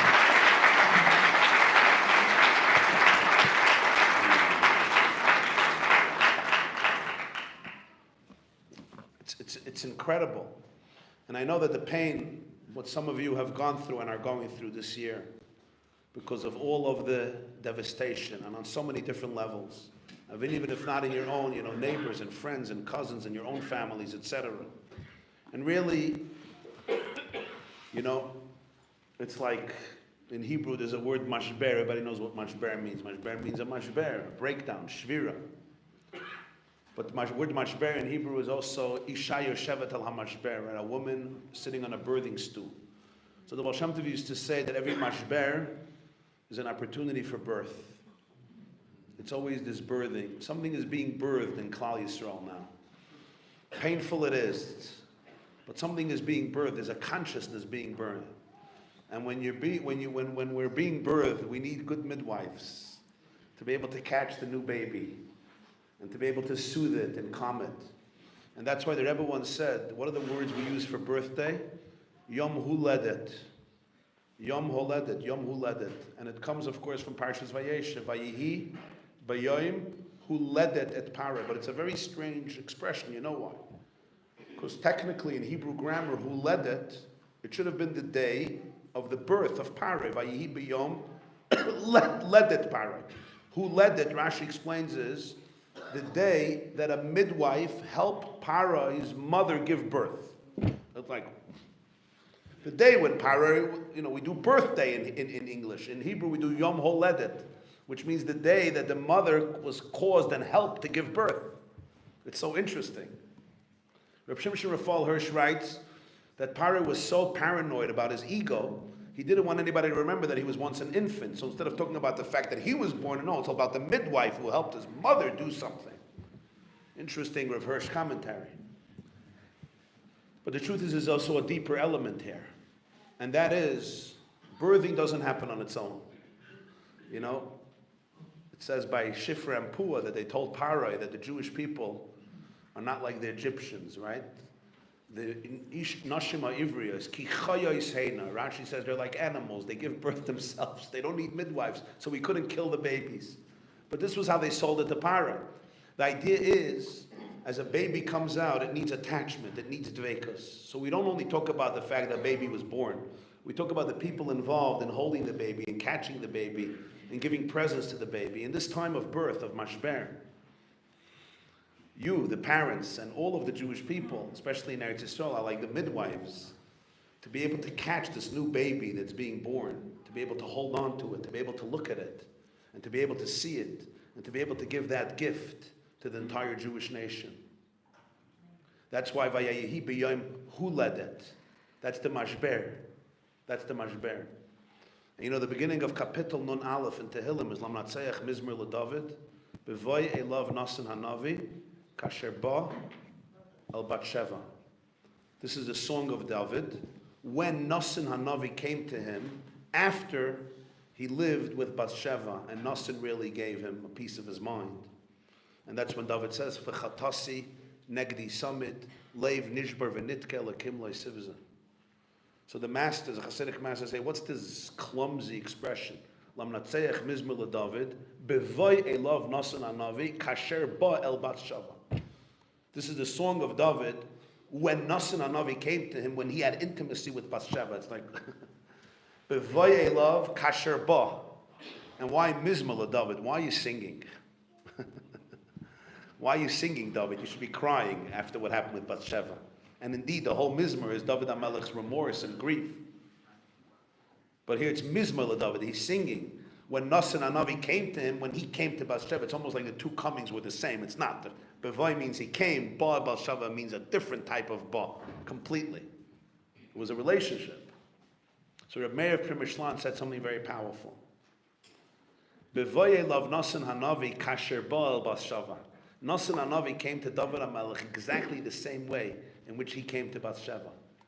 David HaMelech's relation with Bathsheba was done because he felt so excited about Bathsheba. So this was his joy, this was his simcha. When Nasan Hanavi comes to David to give him rebuke, he's explaining to him, the only way you'll be able to heal what happened is if you do it with the same joy that you did everything with Bathsheba. So Lamnatzeich Mizmor LeDavid, B'voye love Nasan Hanavi kasher ba, the same way ba Bathsheba. When somebody makes a mistake with a lot of passion, but their repentance is done with gloom and despair and guilt and shame, they're never really healing the core of it. They're just feeling guilty and shame, which is the frequency of the Yetzer Hara usually. It's only when they could heal it with joy, with the same passion. In other words, they realize their wholeness and they heal their brokenness with their wholeness. That's when it's really, really very powerful. So whenever we go in, so here is what it really is about. There's really two approaches. One is that only speaks about wholeness, and then there's one that speaks about brokenness. One is everything is whole and good, and people hashgacha pratis, everything is good. I'm just smiling all day. And sometimes you just feel there's something inauthentic, or I lose a part of my soul, like I amputate my emotions. And then there's those who wallow in a lot of grief, which is also very, very normal. It's human. I think the great gift of the Alter Rebbe was, in every Maimer, the whole Tanya, it's always like living in these two frequencies of the sun and the moon, and knowing really, really they're one. But till the moment Mashiach comes, we can't feel that oneness and appreciate it. So on one hand, it's always knowing that there's a frequency of wholeness you're connected to. And nothing can ever take anybody away from that. The only thing that can take me away from it is my own state of mind. The luchas are immeasurable. Ein geula ela b'das. The Alter Rebbe says in Tanya Perek Mezayim 47, when I choose to live in oneness, I live in oneness. It's my choice. When I choose. I grew up, and for many, many years I had nightmares, constant nightmares about the Holocaust. I still don't know why. I don't know why. Maybe I read a lot about it. Maybe there's mystical reasons. I'm not a superstitious guy, but maybe there's other reasons. I don't know. But always had dreams about the Holocaust, constantly, till today. I'm back to 1942. I've been, I don't know in how many camps in my dreams. And it's pretty disturbing because I wake up and I don't know that it was a dream. It takes me a few seconds. And I'm like, OMG, like not oh my Google. There was no Google in 1941. So, and it was hard. I'm a sensitive person, and even a few nights ago I had one. Whatever, it's interesting. And at some point I realized, somebody helped me realize this, one of the mentors of mine, I realized that as a result of that, there was an experience very deep in my brain that at the core of the universe, there's this evil that is so powerful, and it was causing all of these dreams and all of these nightmares, all of this dread. And I realized that at a core consciousness, my animal consciousness, there's a belief that there's like Chas v'Shalom Hitler, like an evil at the core of the universe. And then this person said, look in Tanya chapter 47. Alter Rebbe says, it's totally b'ratzon. You have to want to say that I'm going to live in a state of oneness. What does it mean? I want to say I'm going to live in a state of oneness. It's a vulnerable choice to say that at the core of reality is pure goodness and Ein Sof, and we're all part of it. And it never ever changes. And in that sense, in that space, everything is part of that. It's as perfect as can be. And then realizing that the soul took the whole matzah and broke it and went into a place of brokenness where nobody can see any of this, or at least it's hard to see it. And it looks like controlled by all other crazy, different, insane type of forces. And it's our work is to make that achdus and realize there was a shlichus there. I was sent from a place of wholeness to a place of fragmentation, and constantly be able to hold space for both with full presence of a heart shattered and a deeper heart that's completely whole without minimizing anything. And then I don't have to be afraid of it, and I don't understand it, and I can grieve, I could cry, but my heart stays open, and I can also sing, and I can dance, and I can celebrate. And you'll ask, and how do the two come together? And the answer is, I don't know. I don't have to know. Knowledge is a very, very limited tool of experiencing reality. People who live their lives through their brain, it's like eating cake with your brain. You don't eat cheesecake or babka or hot cinnamon bun with your brain. It's like, think about the cinnamon bun. It's not going to cut it. I need to feel it and eat it is the best thing. I mean a healthy cinnamon bun without sugar, without cholesterol, without carbs, without poison, without toxicity, no wheat, chas v'shalom. It's a cinnamon bun made out of kale. And there's a few nitzitzes of cinnamon there, just zeichel l'chorban. But you can't experience music with your eyes. You can't experience life with your brain. It's a terrible, horrible way that Ashkenazim thought they could experience life. For those of us who come from the glorious Ashkenazic descent, it doesn't cut it. The brain is a divine gift to be used for brainy stuff. Like if you have to figure out a taisvis with your brain, so be it. Use it. We all love it. It's a gift. But to experience life with your brain, bismillah. Yeah, it's like watching your child's wedding on Zoom, Yeah, you don't do that. You see everything. It's like under a chuppah, the chassan taking pictures, selfies with the kala under the chuppah. So we have memories. Excuse me. The brain doesn't have to understand. And And that's also what the Alter Rebbe and the Baal Shem Tov taught. Lo yesh dvarim anochi. When you go into the place where the brain doesn't have to understand, you're free. Vayanas vayetze achutza. You could fly. The brain is a tool. It's an amazing tool, but it's just one tool. Kulam bechachma asisa. The Alter Rebbe says chachma is like asiya. Don't take it so seriously. It's important. It's like asiya. Once I go above there, I could just breathe. I can experience life. And in that experience of life, there's so much wholeness. And there's so much brokenness. If you look at Jewish history today, I think it's the greatest testimony to this. You know, on one hand, we have so much to be grateful for. You know, we've come such a long way. On the other hand, there's so much brokenness and so much grief. And what really breaks the hearts of so many of us is we realize in which era it happened. You know, nobody gave Hitler Poland. Nobody gave Hitler Lithuania, Ukraine. Nobody gave Hitler Europe. He conquered them. I mean, Chamberlain gave him Czechoslovakia and said we have peace in our time. But no Jews gave him these countries. This war, it was places that were given to the enemy by Jews. You know, Gaza was given to them. Lebanon was given to them. The PA was resurrected by the Jewish people. So that's the pain. You know, people ask, the Rebbe said 30 years ago, it's the time of Geula. This is what the time of Geula looks like.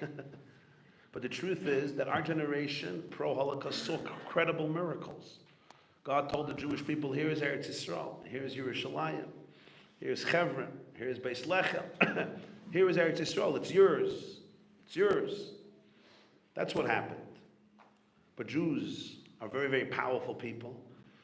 And when we're brainwashed and indoctrinated and really misguided, or I would put it differently, when we have 2,000 years of gullus trauma, and we don't know who we are and what we are, and we live with shame and ambivalence and inner insecurity. Like the Rebbe used to say, the greatest gullus is the gullus to the Keil Zara Asher B'Ker B'cha, the gullus to the Yetzer Hara inside of yourself. When you don't know who you are, and instead of being full of joy and conviction and dignity, and then the world really respects you, instead you're busy appeasing and appeasing and appeasing and sending your neck out for the shechita, and they hate you even more and embarrass you even more and denigrate you even more. Like Churchill once said, appeasement is feeding the crocodile in the hope that you will be eaten last. That's what appeasement is. You feed the crocodile. When Jews are so confused, don't know the difference between a friend and an enemy. They don't know a difference between somebody who wants to kill their children, somebody who wants to protect their children. It's such a horrific confusion. You see what Gullus did to the Jewish brain, how it distorted it, how it traumatized it so much. But it's also true individually when we live with that inner shame and we don't know who we are. You know, we mirror that. People can't be afraid of their light. And that's the gift of Yud Tet Kislev, the gift of Chassidus, is the gift of giving the Jewish people back their infinity, their Ein Sof. It's the feeling they had when they left Mitzrayim. They stood by Har Sinai. When they built the first Beis HaMikdash, when they lit the menorah for 8 days, they saw the menorah burning for 8 days, etc. It wasn't just things that happened. It was a state of consciousness. It was a frequency they tuned into. And that the Baal Shem Tov taught, I can tune into every day if I really want. But wanting doesn't just mean I want. Wanting means I have the courage to be able to know the difference between my defense mechanisms and my divinity, my coping mechanisms and my divinity. The places in me that create blockages and have all these belief systems about the world that are horrible, and I make space for it because it's part of my brokenness, and then I tune into the frequency of my deepest soul, where Einaid Malvadai, and there's so much love. And I want to say, and then we'll go to questions, I think Reb Shloimeh once said, Reb Shloimeh Kalbach, he'll give me the date when he said it. Rosh Chodesh we say, Avas Olam Tavi Lahem. Uvris Avais Labanim Tisk is also a beautiful song. Avas Olam Tavi Lahem. Bring them Avas Olam. Give the Jewish people Avas Olam. What's Avas Olam? Literally eternal love. Avas Olam, eternal love. But the Tanya says Avas Olam also means all the love of the world. The love of the world. So here's one interpretation. Avas Olam, how much love is there in the world right now? If you take all the love that's just right here in the room in Shiras David, how much love is there in the room right now? If you take every mother's heart here and every woman's heart here, how much love is there to all of your loved ones? A lot, right? I could see, I could feel.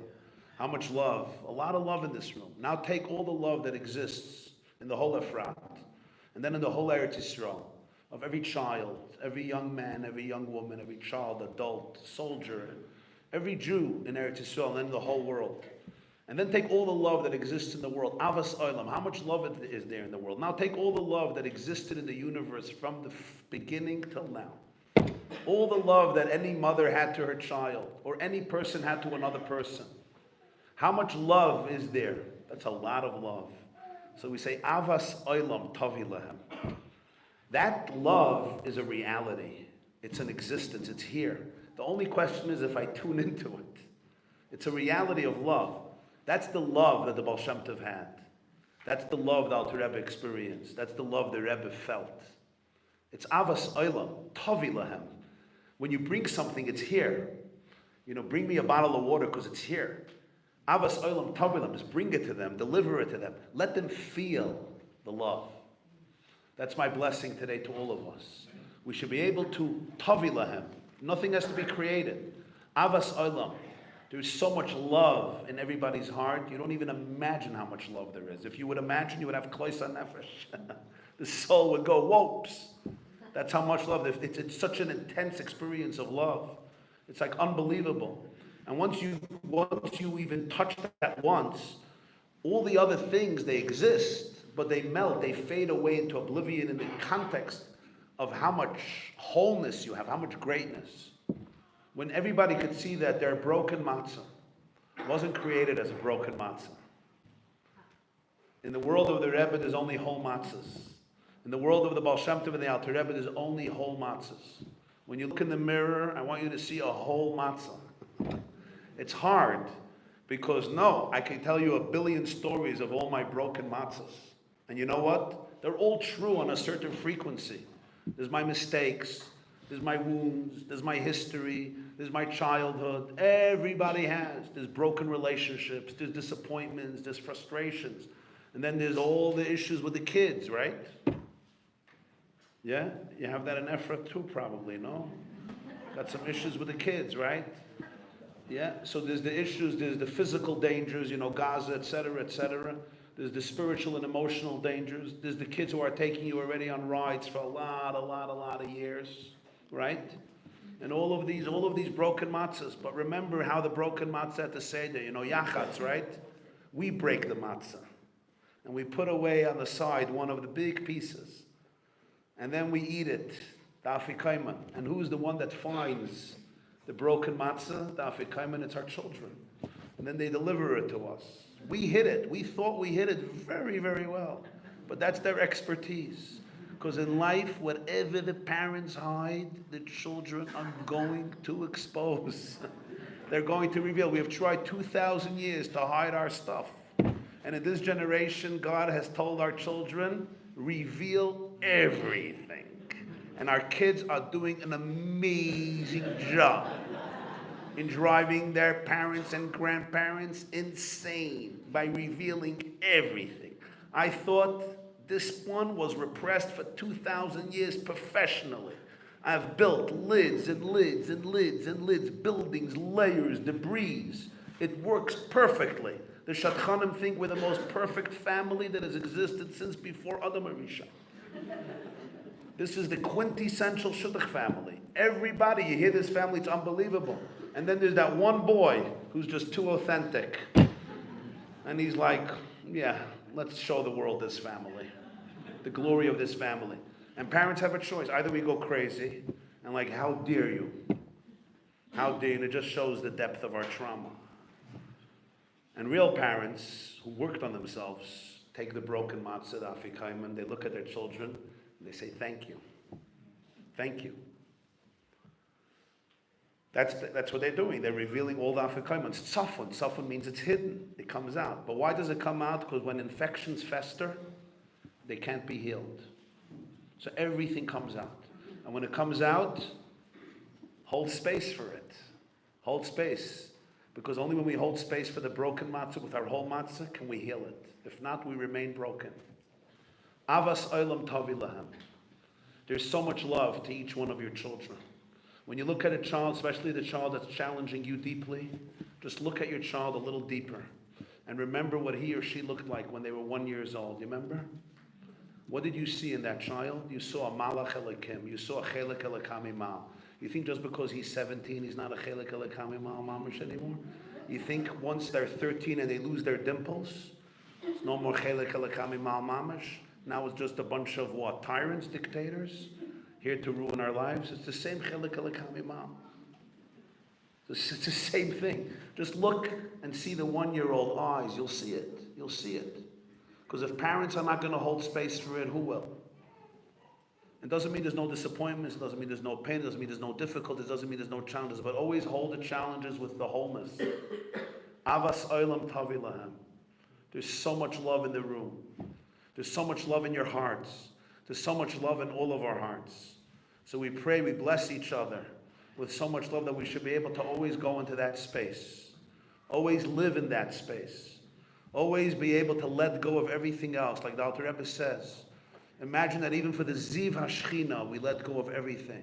So to be able to have a real davening, a real learning, a real mitzvah, you let go of everything. There's nothing that exists. There's nothing that exists. Why do you think the Baal Shem Tov's davening was powerful? Because nothing existed. It was just intimacy. And whenever you go into that space, you'll see there's magic. Try it, you'll see it. It's not so easy because the hijackers will not let you do this. They will not let you do this because this is the frequency of Geula. They do not want this. They want you, there's something to worry about. Baruch Hashem. But the Baal Shem Tov taught, we let go. And when we let go, we become channels for creativity. Creativity, divine creativity. Yitziratiyut. And in that divine creativity, we become co-authors of creation. And we become co-authors of creation. We can deliver the new baby that's being born from all the mashberim. Hold this baby, hold it tight, embrace it, and give it to the world. L'chaim, good Yom Tov, thank you.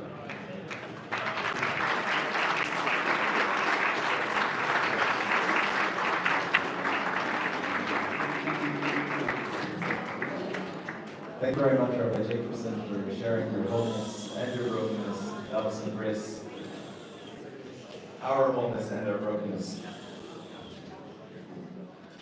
We have a question. Oh, your question? Yeah, we have a question from a mother. When kids want you to sanction immoral acts, according to the Torah in your home, what do you say?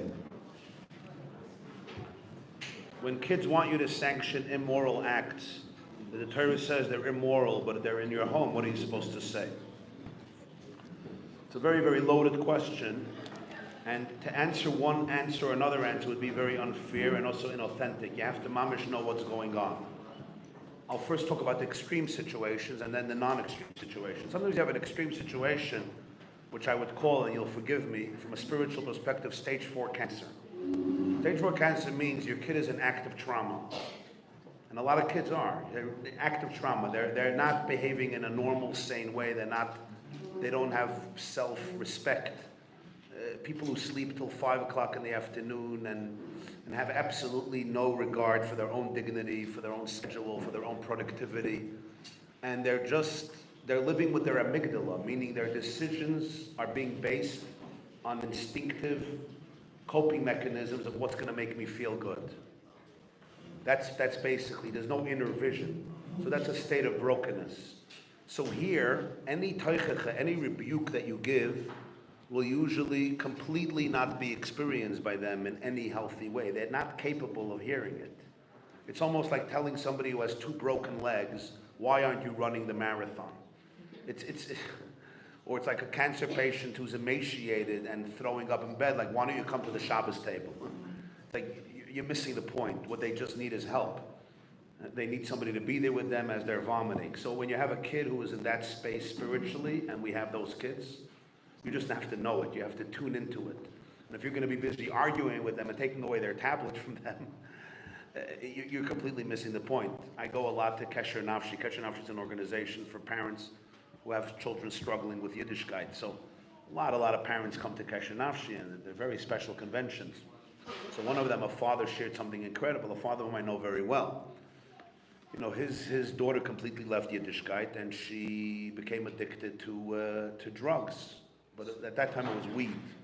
A lot of weed. And every Mitzvah Shabbos, the girls would go to a dealer who would sell them, weed for the week, and they paid for it, and this is how they got high a whole week.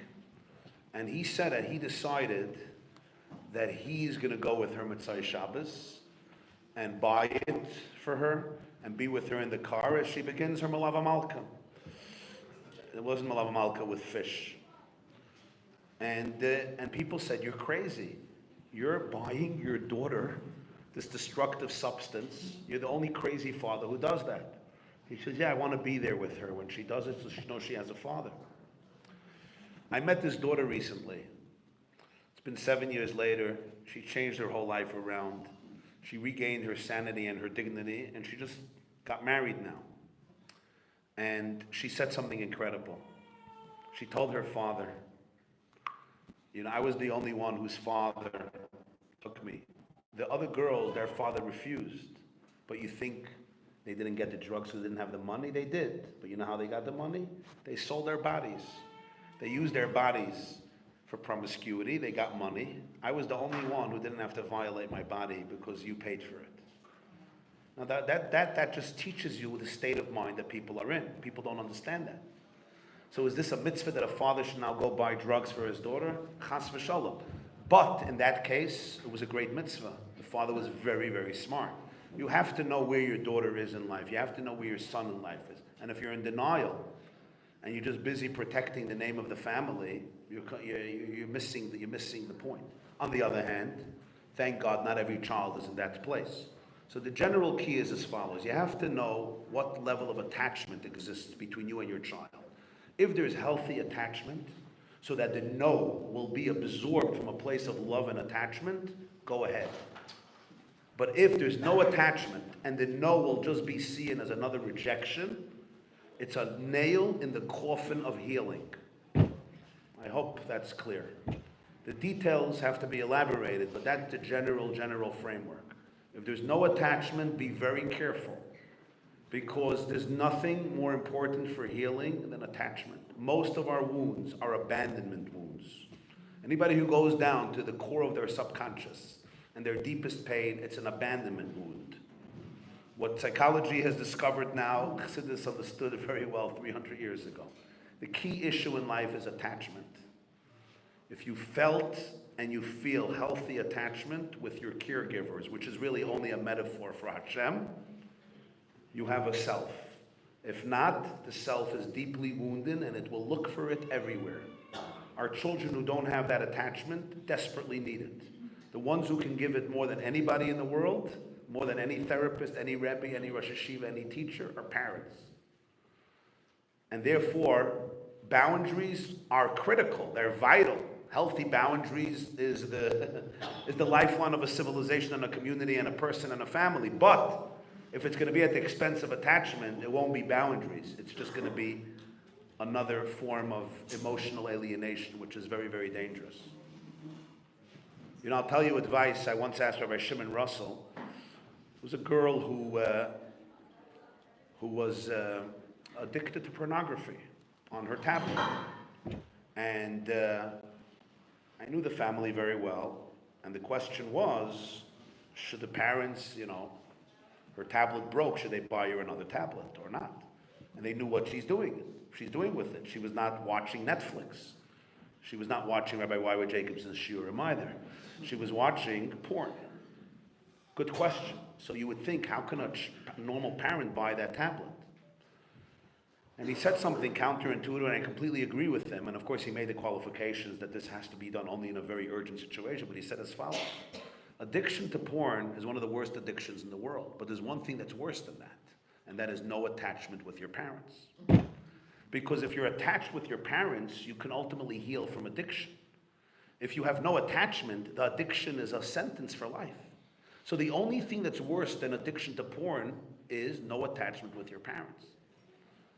If the only way they can now create some form of attachment is by being there for her in her crazy needs right now, that is more important than anything. And that's a very, very important perspective. So I think it's just very important to remember that. Of course, if we're not in that state, we shouldn't go there. This is not about spoiling people, and it's not about enabling crazy or immoral behavior. It's about tuning in to what I need to show up as in order to be able to help my child find their neshama and their own morality and relationship with God. And that's a very, very deep question. And the answer is never the same in any family or in any child.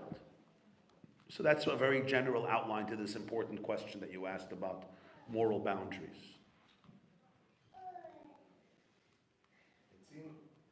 It seems that even in the frum world, there are a lot of people suffering from depression and anxiety.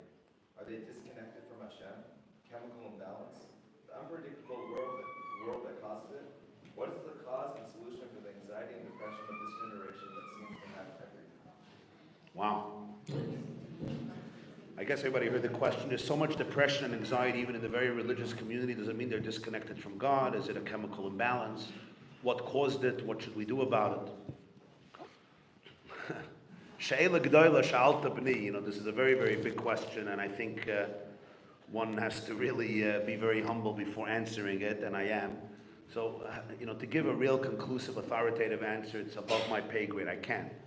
But I want to just touch on a few truths that I think may resonate and may be helpful.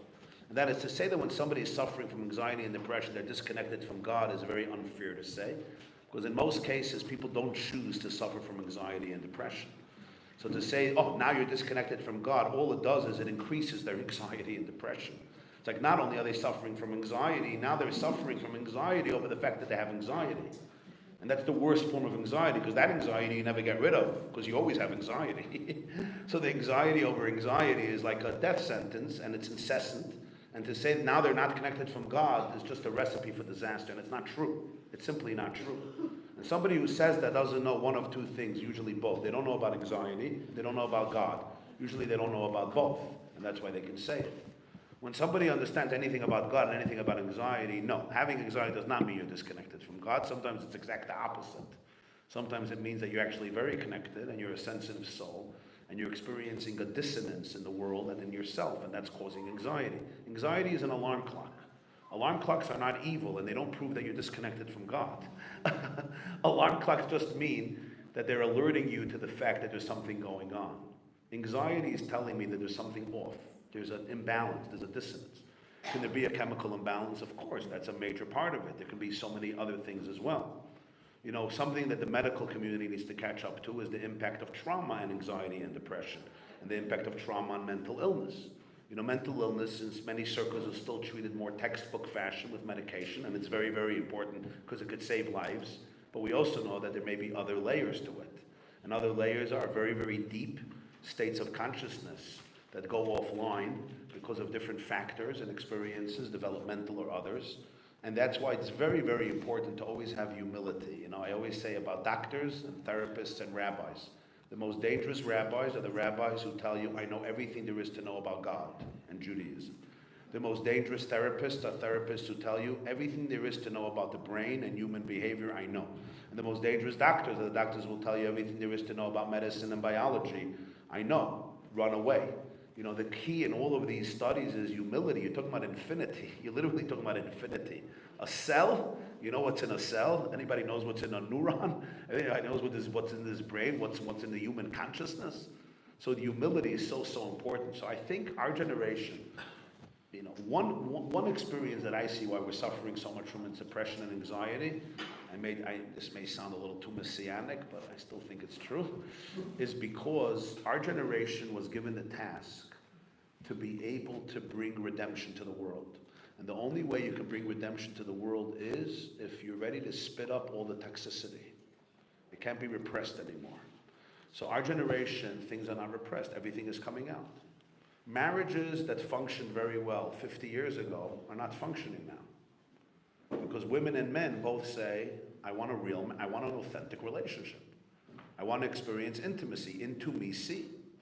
When Mashiach comes, our marriage with God is not going to be based on fear and dread. It's like a woman tells me, I have a very functional marriage, and the reason I'm staying married is because I am freaking afraid of him. Or a husband says, the reason I'm a good husband is because I am frightened for my wife. And there are husbands and wives like that. They're scared from each other more than we're ready to admit. They're just scared of each other. Now, it may be a functional marriage, but it's very empty, it's very pathetic, it's very sad. So when our relationship with God is, I'm just freaking scared of God, I don't want to get Gehenna, and that's what I'm going to put on tefillin every day. It's a very, very impoverished relationship. People want a real relationship, want a deep relationship. In order to have a deep relationship, it has to be emotional. In order to have an emotional relationship, you have to deal with your emotions. When you deal with your emotions, all the messy stuff are going to come up. So all the messy stuff are coming up today. Whenever we want a deep and authentic relationship, we have to be able to work through the rubble, work through the debris. And I think that's a major issue that's happening. And the youth wants a very deep, authentic relationship with Yiddishkeit and with their parents. Children are challenging parents in ways nobody ever did this. Did you ever come to your mother and say, Ma, you are a horrible mother, you knew nothing of what you're doing. You completely did not know how to tune into emotions. You're a complete trauma victim. Nobody would even think of talking to their mother than that, even though you know how much trauma your mother has. And probably even more than you know. Today, it's very natural. A 30-year-old girl turns to her mother and says, Ma, you're a real trauma victim and you need help. And you completely, could not deal with anybody's emotions. The worst thing for a mother or father to do at that moment is, you chutzpin yak. We did everything for you. You are so ungrateful. And what does the mother do? She just cuts off the relationship and tells their daughter there's nobody to talk to.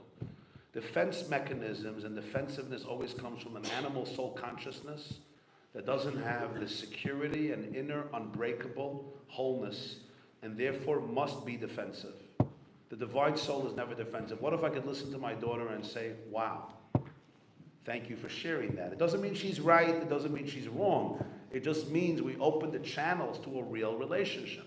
So I think a lot of the anxiety that we're seeing is basically children and young people crying out about inner pain so that it can be dealt with. Now you could say they're entitled and they're just playing their parents and they're manipulating you and they're exploiting you and they're not really depressed and they just want to get out of school. Okay, I mean, fine. People who just accuse their children of manipulating the system. So why are they miserable if they're manipulating? Why are they miserable? I don't think people choose to be miserable. I just don't think so. I don't think your 16-year-old daughter decided one day to destroy her family and become the most miserable human being in the entire Israel. I just don't think so. A woman wrote to me a question that her 17-year-old daughter, she wrote to me she was a tzaddikus, and now started to dress in the house like Chava before she ate from the tree. She wants to know if she should throw her daughter out of the house. She asks me. So I wrote back to her, I don't think you should throw your daughter out of your house. It seems to me that your daughter is suffering very, very badly, and I think she probably needs a mother and a father to really be there for her in a very, very deep way. So the mother writes back to me and says, why do you say that? Why do you say that? No, maybe she's just a marshas and a machshefa. Maybe she's just a marshas and a machshefa. And she is choosing to do these evil things. And why are you saying we should be there for her? Be there for what? For marshas? For a witch? Some mother talking. And like, between you and me, of course I understand this daughter. Like, oh my God. Some mother. Okay? I couldn't write that. I'm like, I wonder who the machshefa in this relationship is, but fine. I'm a gentleman, I'm quiet, I'm a nice guy. So I just wrote back to her. I said, yeah, maybe she's a machshefa. Maybe your daughter is a marshas. Maybe you're right. Maybe. But maybe I'm also right. 50-50 that I'm also right. Maybe somebody raped her. Maybe somebody touched her inappropriately. Maybe somebody destroyed her dignity. Maybe not. Maybe she's a machshefa, but maybe she's not. And I said, here's your choice. It's 50-50. You could go with your way and decide she's a machshefa and alienate her completely and scream at her and tell her she's one of the most evil girls in history and throw her out of the house. And one day you may find out that I was right. And you'll never forgive yourself. Till your last breath, you will never forgive yourself. You will never forgive yourself. I said, you can go with my way and say 50% she's not a machshefa. And you know what? I'm going to be closer to her. I'm going to be there for her. And I'm going to be there for her not with my ego. I'm going to be there for her with my soul, which means I'm going to transcend my ego. And maybe one day you'll find out that I was wrong. I was wrong. And the worst thing that will happen is you were very close to your daughter. That's going to be the worst thing. But you probably won't regret that till your last breath. So make a choice.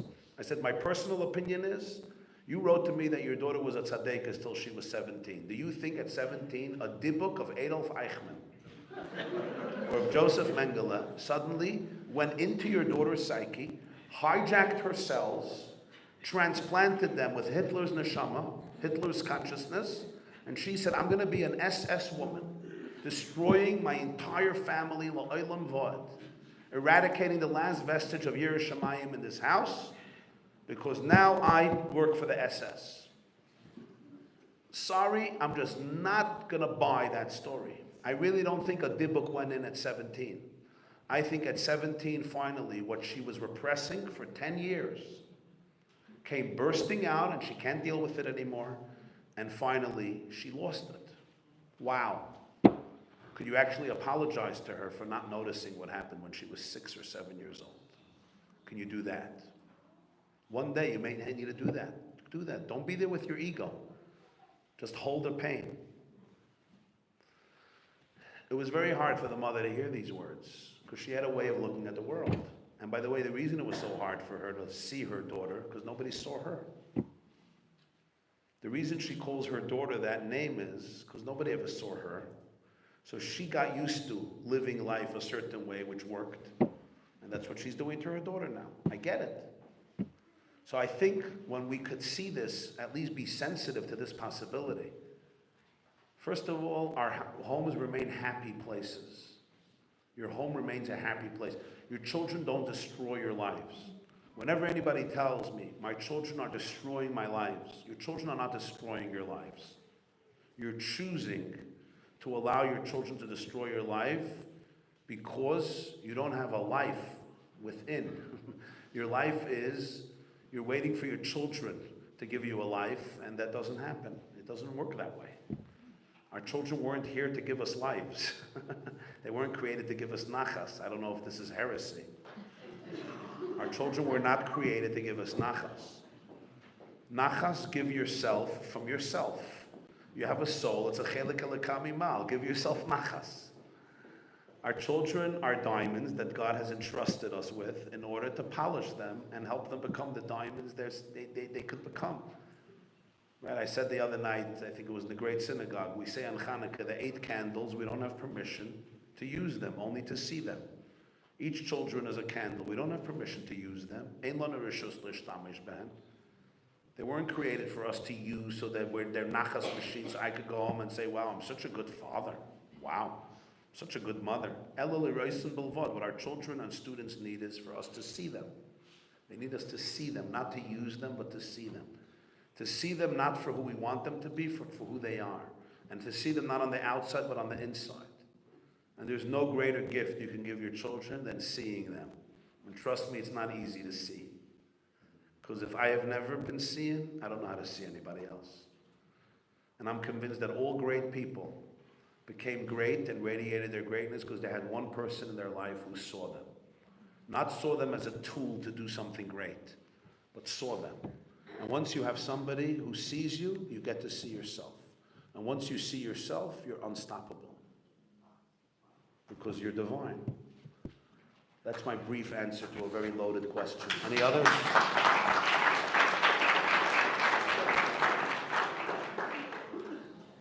What is the best way to heal the fracture in Israel society and connect with those who are insecure about our belonging here in Eretz Yisrael? Wow.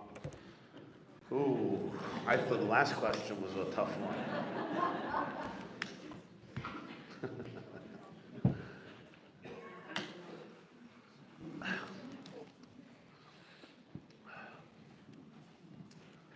There's a duality here. On one hand, you don't want to, enable and tolerate sickening behavior, immoral behavior, foolish behavior, self-destructive behavior. On the other hand, calling it that to people is usually not productive. A trauma victim, just saying you're a trauma victim, won't help because they're trauma victims. What's needed is attachment. So this is a very deep paradox that it's very hard for most people to maintain. That's why you have that's why you have a split within the religious community about this, because it's a real paradox. I am grateful for the gift of the Rebbe because he lived through this fracture, and he really, I think, embodied the path. On one hand, the Rebbe, you probably know, was uncompromising about anything authentic and real, especially connected to Eretz Yisrael, whether it's concessions, whether it's conversations about breaking up the land, because he understood very well who the enemy is, and he understood very well what the world needs. On the other hand, when he would meet anybody, there was no judgment, there was no sense of judgmentalism, there was a sense of real love and power. I remember, there's a video, the founder of Shalom Achshav, Peace Now, once came to see the Rebbe. Now, this was an interesting meeting, because you have the Lubavitcher Rebbe, I don't have to tell you about his position on Peace Now, and this Israeli liberal leftist progressive who was busy with Shalom Achshav. And he decided he's going to, try to, so to speak, trigger the Lubavitcher Rebbe.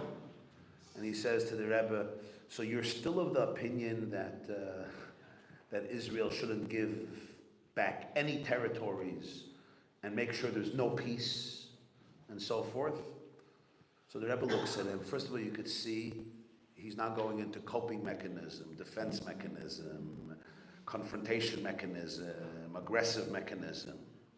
He's remaining in a state of the nefesh elokis, of divinity. You could feel it.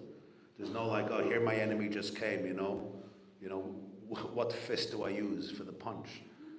I'm talking about verbal punch. That's the first thing. This is non-verbal. This is the energy in the room that people feel right away. This has to do with how worked out you are, worked out internally. So this is not even what people talk about, because it's not even a conversation. This is before, but you could see it. He's there, he's calm, he looks him in the eyes, and he asks him a question. Is this a theoretical question, or do you actually have influence?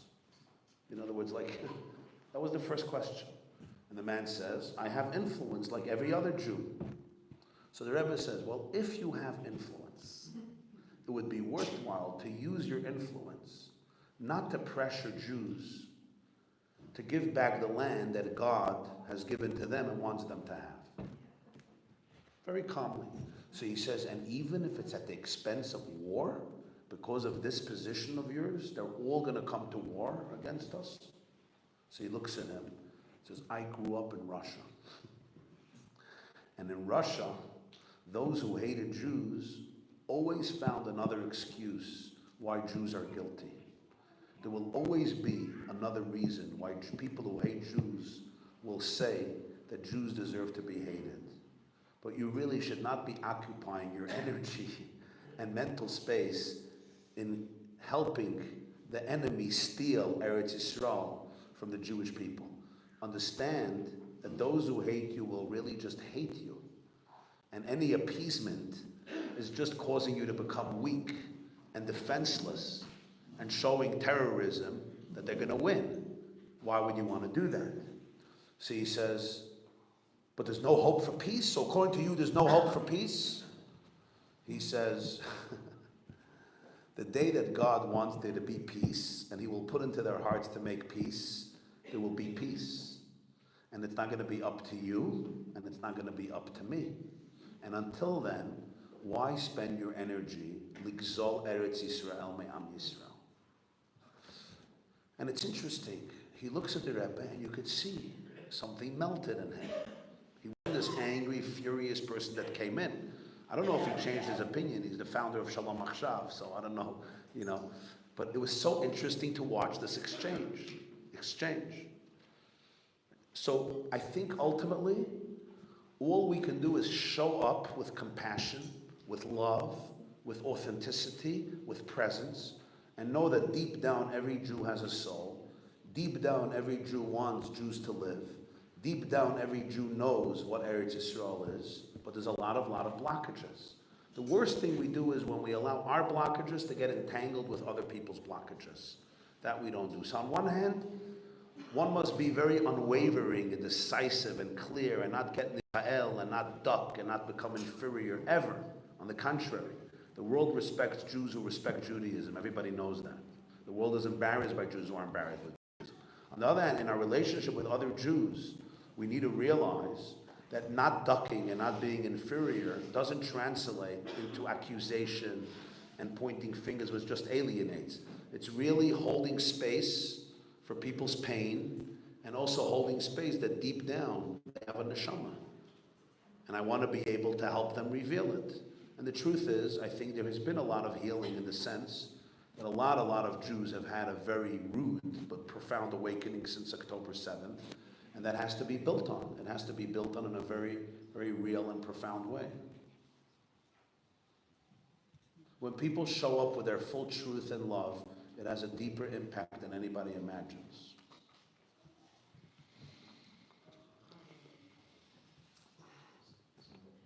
There are more questions. I want to ask one more question with a long answer, and the rest just quick answers that I don't want to hold you back too long. I love hearing a good speech, a lecture, Farbrengen to the utmost spiritual level of emotion. But putting on tefillin and going to minyan, etc., is just hard to go through. And so on for all the other mitzvahs and daily avodas Hashem. How do I bridge those two together? Excellent question. The answer to your question is, when you learn Chassidus every day, this person, whoever's asking the question, you need Chassidus like oxygen, it's obvious. Because the Alter Rebbe always explains this. Torah mitzvahs are deeper than any emotion will ever bring you to. Emotions will bring me to very deep places, and it's amazing, and they need to bring me to deep places. But we spoke before about the frequency of infinity. Torah and mitzvahs is Ein Sof itself. It's deeper than Gan Eden. Gan Eden is the bliss of Ein Sof. Torah and mitzvahs is not the bliss of Ein Sof. It is Ein Sof. So I'll give a classic example. If I'm sitting with my wife on the couch, we're sipping a cup of Ma'ara. You have a Ma'ara, the cave, right? It's a good bottle. I had it the other night. And we're having a good time, and there's connection, and there's no defense mechanisms. And in a marriage, those are the moments of blissful relationships when a husband and a wife could look at each other. Their guards are down, they're both vulnerable, and they're just in a presence, in a state of trust. That's what we spoke about before. And it's amazing. And it's really a beautiful feeling. It's what a relationship looks like. Or when you're sitting with your kids, and nobody's arguing, and you're not here to prove something, and you're just joking, you're talking about history, you're talking about your youth, you're just having a casual conversation, maybe with laughter or tears. Those are the moments of eternal connection and relationships. The same is true with a friend, with yourself, with Hashem, etc. And then at a moment, my wife Esty looks at me and says, my brother or my mother is coming to the airport in an hour. Can you please go to Newark Airport to pick up my mother or my sister or my brother? And I look at her and say, no. I want to be with you. I don't want to be in Newark Airport. I don't like airports. I spend too much time in them. She says, I know, but I told my mother somebody's going to pick her up. So can you please do this? And I'm not feeling well, I'm exhausted. No, I want to be with you. I'm having such a good time with you. Do you see something is off here? Yeah, what's off? It's so romantic, no? I'm not going to the airport. Let your mother figure out her way because I want to be with you. Or what's off? Isn't this nice? But there's something off. What's off? We need, I think, women to explain. Because the men are like, yeah, sounds good. Stay on the couch. I'll pay for the Uber. I'll pay for the Uber. Right? What's off is as follows. You want to be with your spouse. You love your spouse, I'm sure. But your spouse just asked you for something. Right? So this may not be your need, but this is her need. So I don't care about your need. I care about you. So you care about me, but you don't care about my need. So I want a Farbrengen. I want emotions. I want bliss.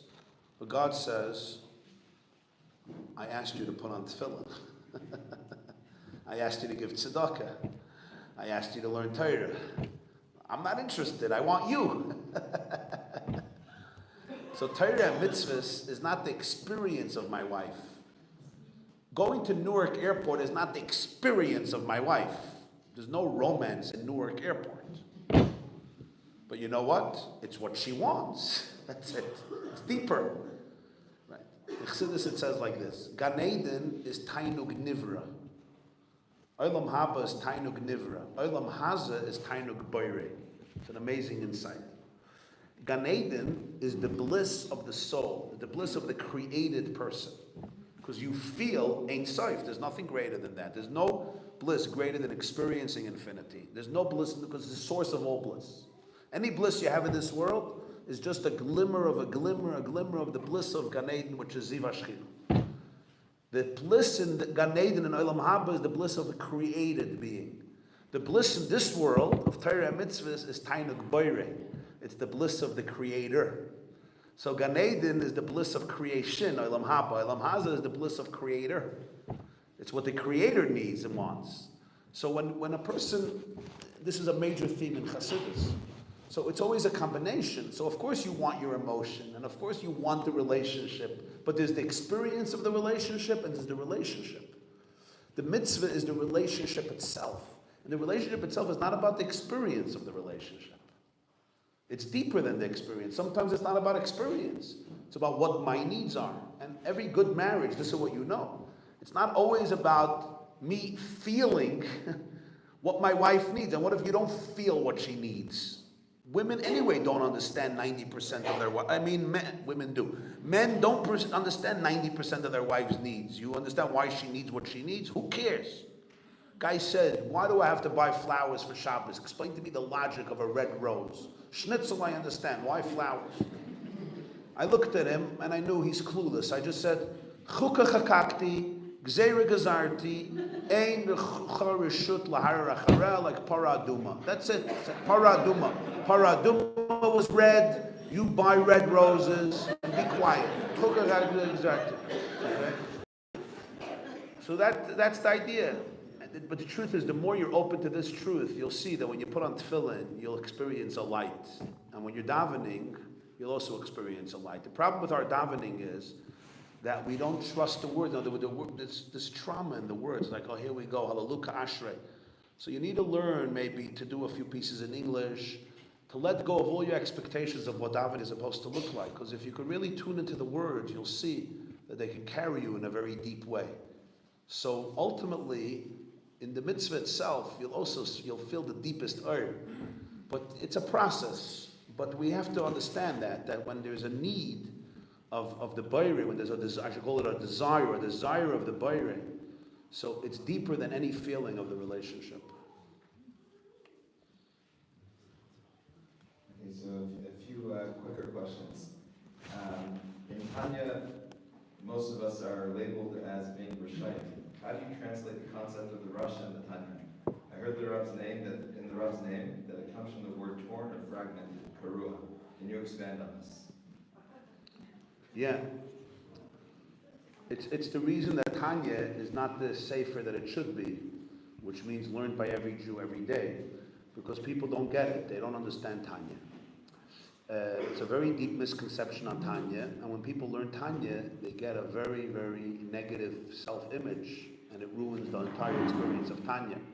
It's interesting because in the first chapter of Tanya, the Alter Rebbe says he's afraid that people will see themselves as Rishayim, and they'll go into anxiety, and they won't be able to serve Hashem with joy. And that's what happens to most people learning Tanya, or at least a lot of people learning Tanya. So it's like such a tragic paradox. In chapter 1, he says that he's worried about that, and that's exactly what people are doing with Tanya, which means they're completely clueless about Tanya. Here's the rule in Tanya.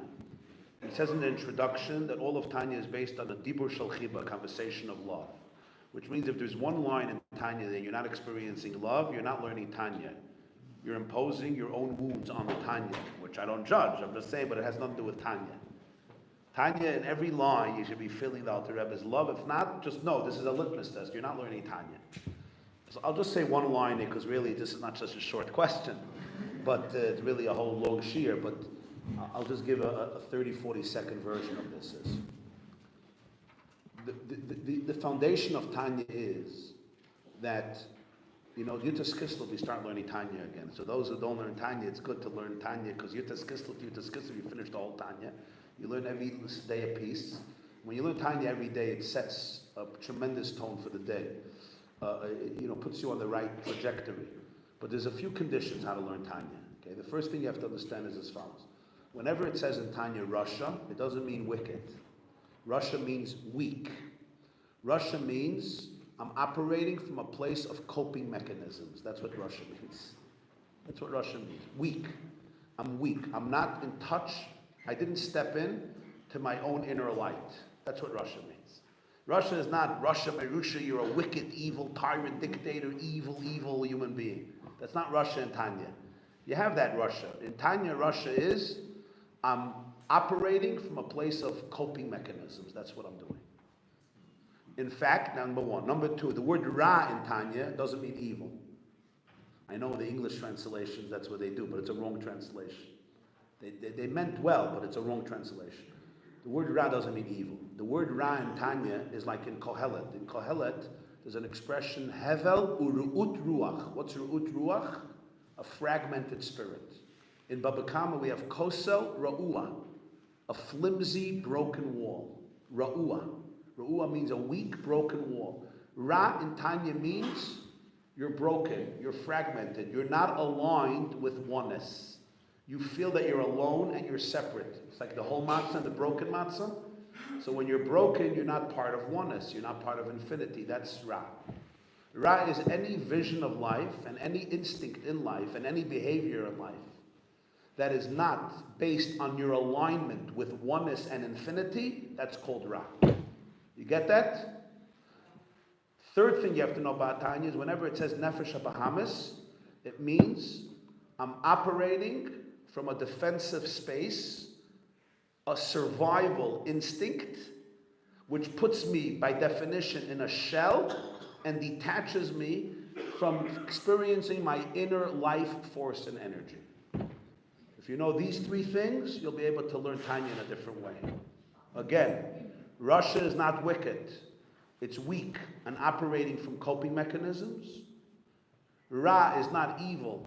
It's any reality or instinct or drive or behavior that is not aligned. It's not based on the vision that you're aligned with infinite oneness. You're broken and alone. Nefesh HaBahamis is basically whenever I am in a survival modality. When the Nefesh HaBahamis rules, it means I'm in survival mode, detached from my inner life force and energy. And the whole Tanya is basically how to help a person to live with an open heart while we have coping mechanisms and we can easily fall into them, to be able to have the awareness that I can make choices and step in every morning to my inner life force and energy. The moment you get this, you will be grateful for every line in Tanya. It's a gift of infinity. But when people don't understand this, it could be a traumatizing book, because we impose all of our education trauma and all of our Yiddishkeit trauma and all of our Gullus trauma onto the Alter Rebbe, and we think he wrote a book to traumatize more people, in knowing you thought you were a tzaddik, at least a Beinani, and now I'll show you you're a Russia, Russia, you don't even have a moment on Halavai Beinani, and you're just a Russia, so now let's eat Ragalach. So I'm telling you, if you learn a lot of Tanya and you're not crying with joy and love, Avas Olam, Tanya was written with Avas Olam. That's a good line. Tanya was written with the love that exists in the whole world and in all of history, and it's all there in Tanya. If you're not experiencing that, I'm not judging you. But just realize it's not Tanya. I'm in my own stuff, which is fine. I got that's Nefesh HaBahamis. Now you got to learn Tanya to deal with your stuff. But don't put your stuff on Tanya, because Tanya is all about dealing with stuff, not stuff. It's not part of the stuff. It's part of the redemption. You understand what I'm saying? Okay, good. This is important stuff, this stuff. So we can get through the stuff. Yo. Besides Tanya, what is the next most important sefer to learn Kiras Chabad and why? You're asking the wrong guy. Torah, Likkutei Torah, it's very hard to live without those today. It's pure oxygen, mamish oxygen. Alter Rebbe is my marim are like, I don't know, it's like it's mamish a gift of living. You live in Geula every moment. You open a maimer and it's incredible, this stuff. I've been teaching it for many, many years, and there's a lot of people in Efrat who listen to it, and you know how life-changing it is. It's not, it's life-changing stuff, the Alter Rebbe's Maimarim. That's Torah, Likkutei Torah, the Tzemach Tzedek is a Sefer Derech Mitzvah is an incredible Sefer. And then the Rebbe's Sichos, Likkutei Sichos, the Rebbe's Sichos are incredible. Each Sikh is like a gift of redemptive consciousness. And if you understand Yiddish, you should listen to the Rebbe saying the Sichos. That's mamish unbelievable. So once you finish Tanya Torah, Likkutei Torah, the Rebbe's Maimarim, and Likkutei Sichos, you'll bring me back to Efrat. I'll give you homework next year. A lot of Sfarim to learn. You know what really? It's not really which sefer you learn. It's really not which sefer you learn. I had a mentor, Rabbi Yoel Kahneman. He used to tell us. He says, your whole life you have to learn only one mimer. But to understand one mimer, you have to learn 1,000 maimarim. Yeah? The Chassidim used to say, it says in Pirkei Avos, V'aloi b'maimer echad yachal yibaros. So say, with ein mimer, kemen b'shafim verin. With one mimer, you can be recreated. B'maimer echad, one mimer, yachal yibaros. You can recreate yourself. But you just have to tune into that mimer. You have to tune into that mimer. If you tune into the frequency of that mimer, you can be recreated. Sometimes to get one, you need 1,000. So it's really not which sefer you learn. I think it's really the state of mind you're in when you're learning that sefer. If you're in the right state of mind, you'll get there. And if you're not in the right state of mind, you can learn another 100 svarim. You're not learning the svarim. You're just busy exonerating yourself from guilt and shame because you're supposed to have a kviyas itim. So, you understand? And then we're not learning. We're just busy, running away from shame, and that's not learning.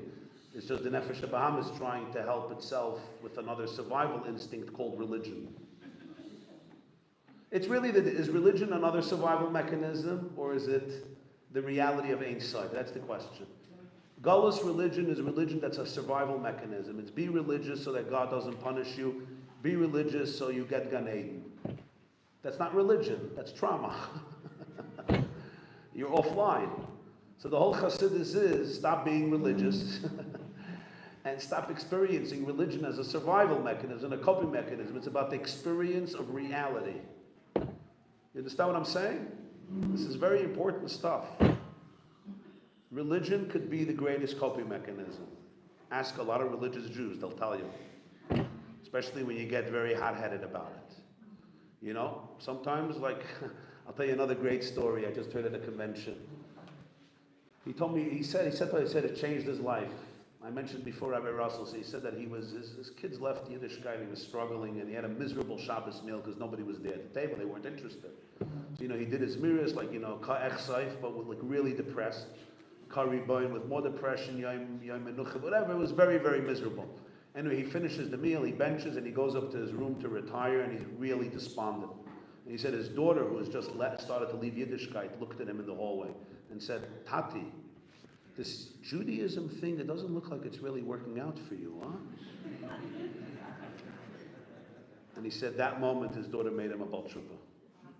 It was like a dagger in his chest. This Judaism thing, it doesn't look like it's really working out for you.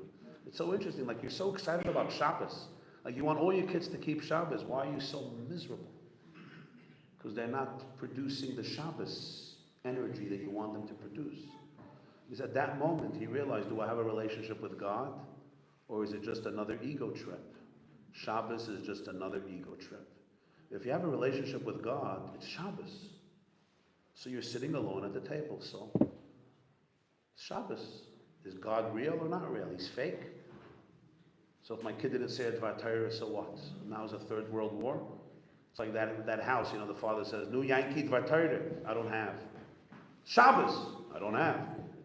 What do you do in school all week? Nothing. Why am I paying $18,000 tuition? Good question. I always say you shouldn't. You're wasting your time in yeshiva. I agree. I told you, take me out. You understand? The Porsche guy's Shabbos is destroyed because this kid didn't have a Dvar Torah. That's it. It's all. Shabbos begins and ends with my kids doing a good show for me. Now, I have nothing against kids saying a Dvar Torah. Let them say Divrei Torah till 1 in the morning. The point is, it's always a question, is it a coping mechanism or is it a real experience of truth, of reality? That's the question.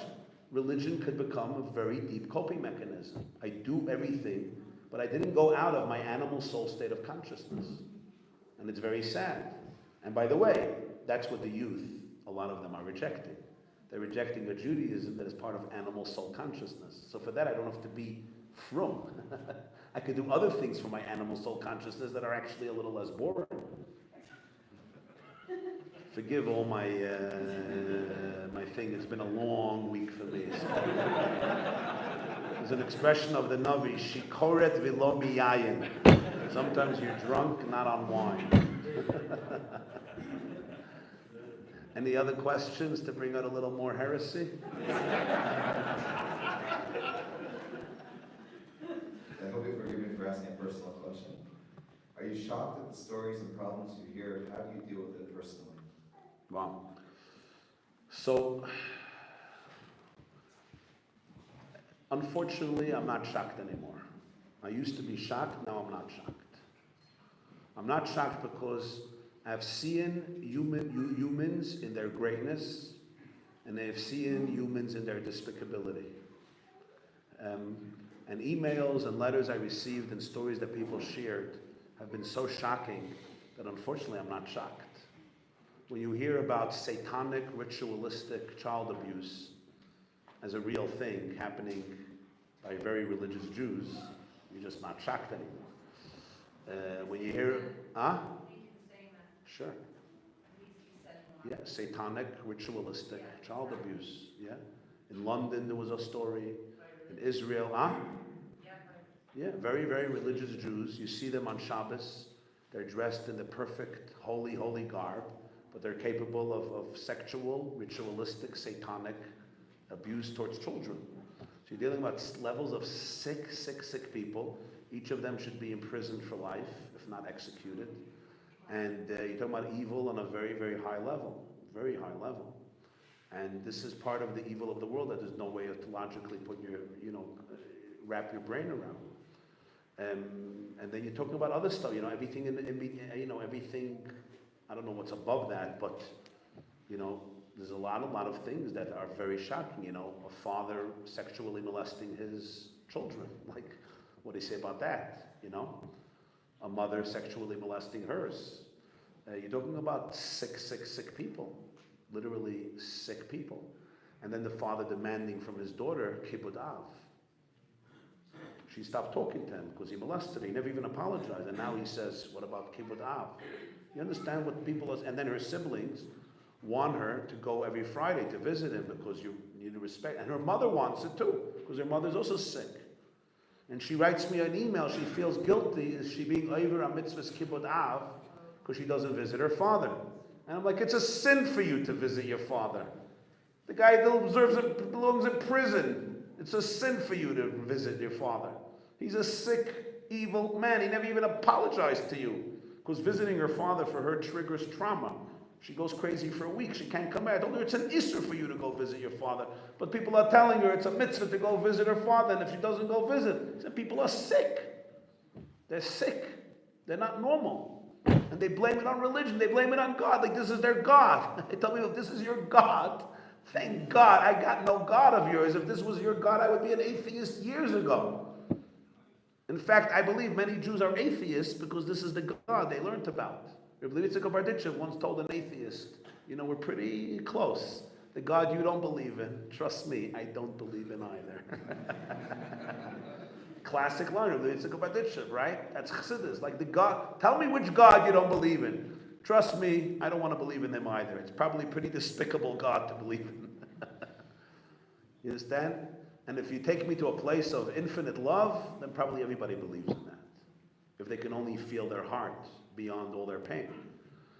So unfortunately, I'm saying unfortunately because I don't want to sound insensitive, but I'm not shocked. I'm not shocked. But I should say that together with that, I hear every day and I see every day the greatness of people. I see Avas Olam. I see Avas Olam and I see the gift of people having the courage to touch the texture of love inside of them. How do I deal with it? So that's exactly the story with the matzah. That's what happened. I was reading a story and I couldn't deal with it. And that's when it came in. Don't be afraid of broken people in broken places, because it's just the humility of knowing that none of us replace God. All we can do in life is serve as a channel, and that's what I feel I'm supposed to do. So when I see such a story, I ask myself, okay, you sent this story to me. How can I show up here? With the tools I have, with the heart I have, to hold space for this person and show them that they have a soul that's indestructible. That's the only thing I can do.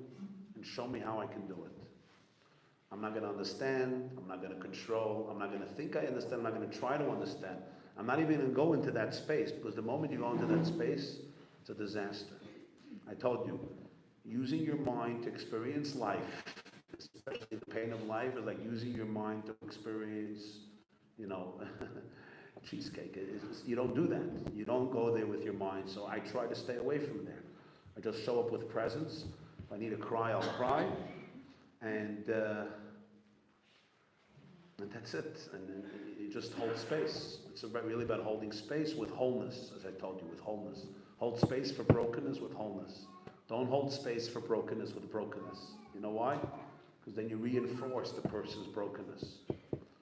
When somebody is suffering, don't start pitting them and becoming broken with them. We think that if I become broken, because you're broken, I'm going to help you.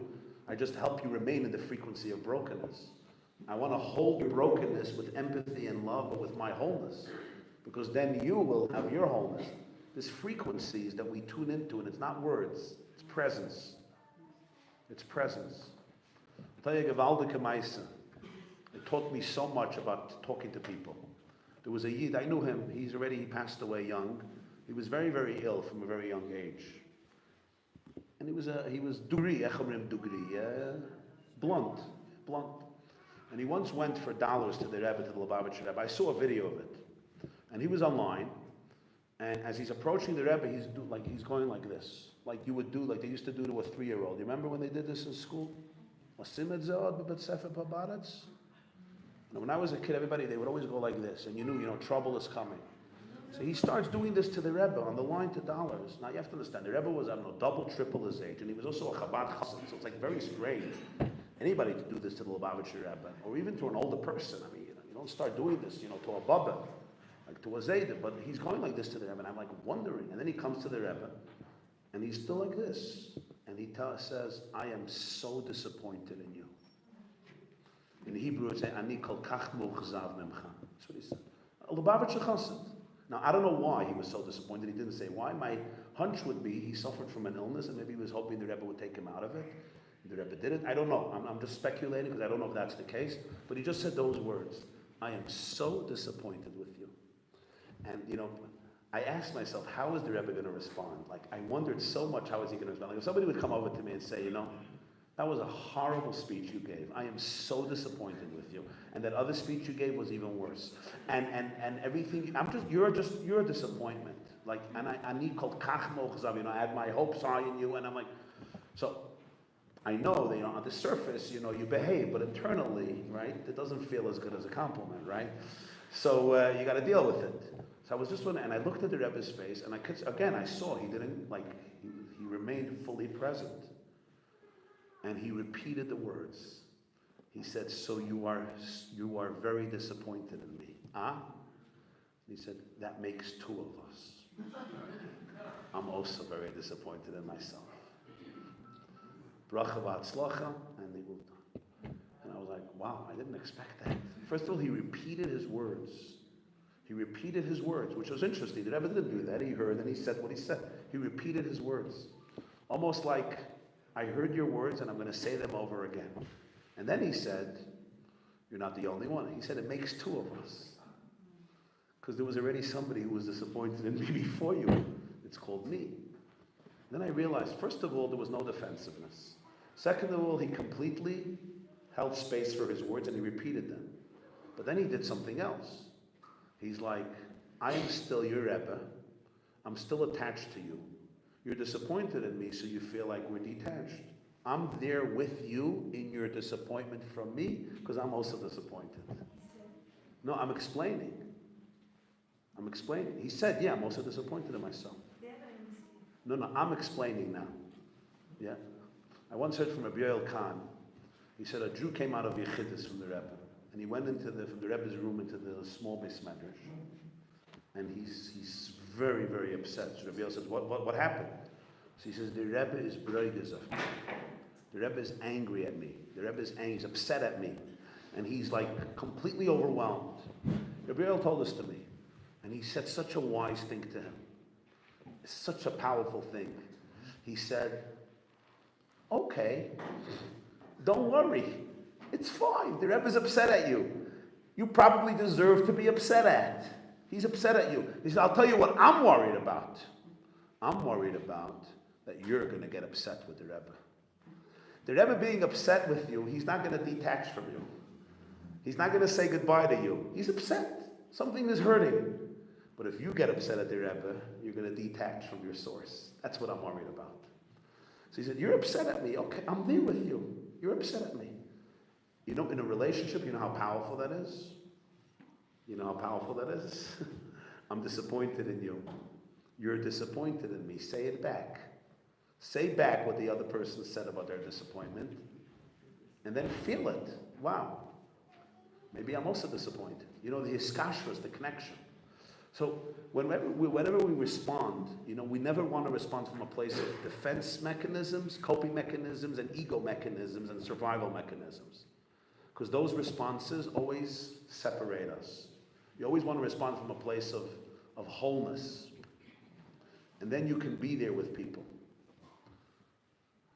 So that's how I try to, I aspire to respond from that place, at least when I'm in a better place.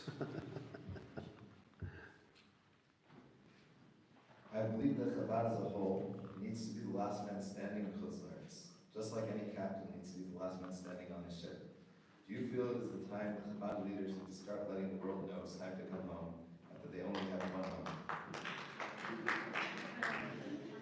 It's a very deep and sensitive question, but this question is really above my pay grade. In other words, it's a historically sound question, but it's a question that one needs the responsibilities of a tzaddik hadar to be able to take it on their shoulders. And the reason is Chabad, with all of its influence in America, and it has influence in America.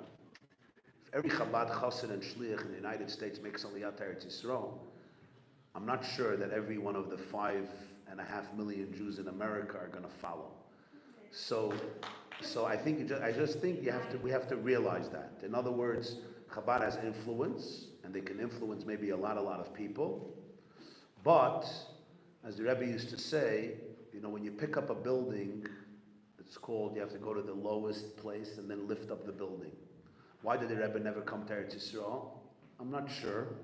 But it was obvious that as long as Mashiach didn't come, he felt that he cannot afford the spiritual bliss of living in Eretz Yisrael, because it's still galus, and the brokenness in the world wasn't healed yet, and some people are just in tune with that constantly because they need to bring galus to a state of geula. So I think every person has to ask themselves that question personally, but I think it's just important to understand that we're still in a state where there's millions and millions of Jews who are not going to come to Eretz Yisrael. I'm with you. I'm with you. I'm with you. Okay. The real question of this is what Hashem wants, nothing else. That's clear in the Torah. It's a very deep question. Huh? I think in the Torah it's very simple. Okay. Different. You have to understand the Talmidim of the Rebbe, they have to trust the Rebbe. So it's not so simple for everybody. If somebody has a shlichus just to say that my nefesh wants to be in Eretz Yisrael, you have to know what Hashem wants for this person's soul.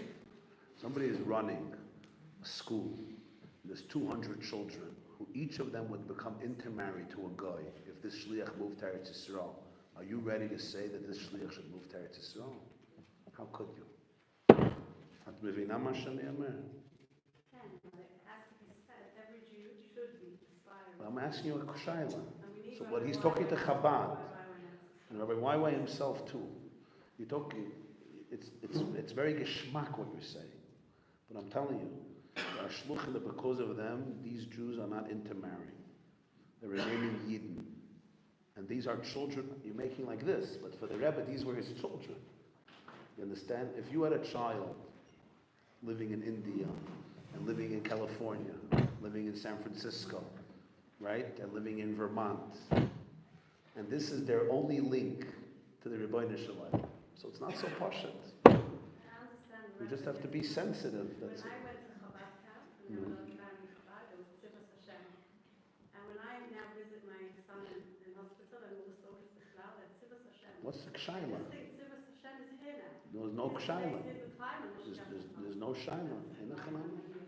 Rabbi, there was something. I don't think there's an argument here. Huh? I think part of the question was that I believe that all of the Chabad shluchim, they should be the last men on the ship. But shouldn't they be telling the people that they're bringing into Yiddishkeit that they have one home?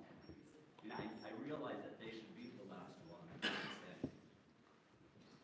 Yeah, I mean, many Jews in their communities made Aliyah, but I mean, it's such, everybody's in such a different place, and you're dealing about people's choices and journey, like they don't have that control. I mean, I think it's a little bit, fictional to think they have that control over millions and millions of Jews. They just don't. And let's face something else. Like, I'm going to say something sensitive now, because I just like to be as authentic as I can. Let's say all the Jews would move to Eretz Yisrael. Yeah? The leadership of Israel has made some of the most disastrous, catastrophic choices here. You have to understand, the tsaras of Eretz Yisrael have to do with the fact that since the 6-Day War, and even before, there's a leadership in Israel that completely misunderstood its role in Israel. And that big tzara, that has to do with the spiritual state of the Jewish people. So we have to understand, that's the real issue. The enemy within is the enemy of Galus. And that enemy is healed through tshuva and masim tovim. It's healed through chassidus. It's healed through godliness. It's just important to understand that. Nothing will replace geula. The geography of the Jewish people is a critical thing. But we have to understand that the nekuda of Galus is not everybody living in one place or another place. You can have every Jew living in Eretz Yisrael, and we could still be in the most horrific chayshach kafel and machupel of Galus.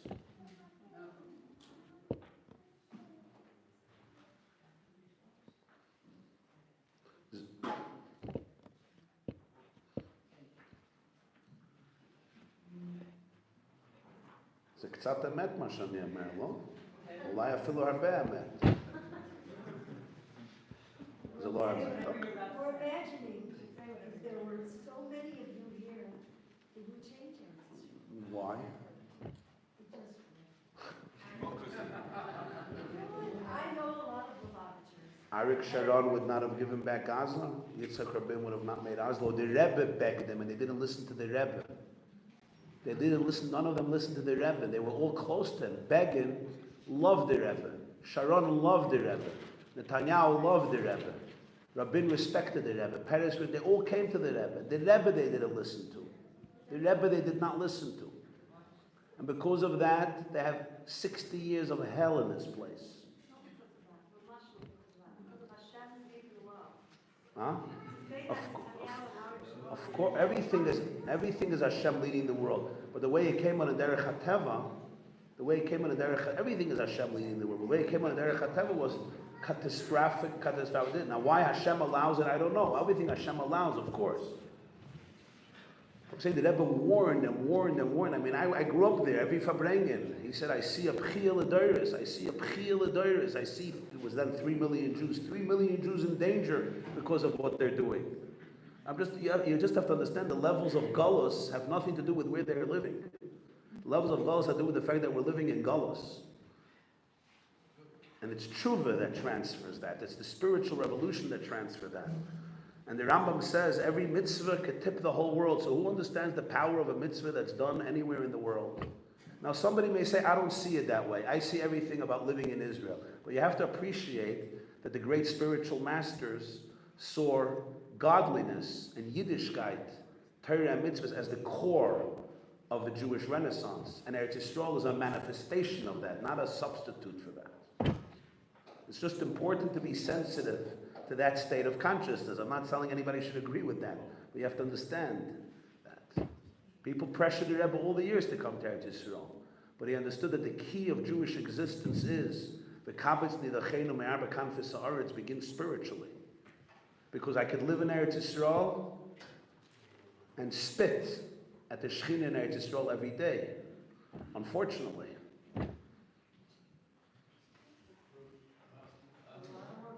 Ma? There's a lot of work to do, and that same person who lived in Chutz La'aretz, I don't think there was a person ever who lived in Eretz Yisrael more. You know, libi b'mayrev, yeah. You don't think that the tshuva itself that you're talking about, the tshuva itself may be actually tshuva ala aretz to come to Eretz Yisrael, the bitachon and emunah, that would take, not only that it would actually change the spiritual fabric of Medinat Yisrael, of Eretz Yisrael, inherently by all the Jewish people. Maybe. You forget the fact that they can vote now, and they can actually change on a practical level. Maybe, but I'm just saying, I think people have to understand. Somebody makes that decision, it's amazing. I just know it would be above my pay grade to say that this is exactly what Hashem wants from everyone who has a positive influence in Chutz La'aretz to leave. Maybe it's the truth, but I apologize that I'm not in the capacity of having the shoulders to be able to say that. Maybe it's true. I am humbled by different perspectives. I stand humble. I'm just explaining that a person, I think, needs to understand that if your mom is saving a Jew from complete being lost to the Jewish people, you just have to appreciate that there's a lot of meaning in that. And maybe that's going to bring the ultimate geula. So I just think we have to be sensitive to that truth. זה מה שאני אומר, אני לא, חס ושלום, רוצה לא להיות רגיש למסירות נפש שקורה פה בארצנו, כפי שדיברנו לעיל.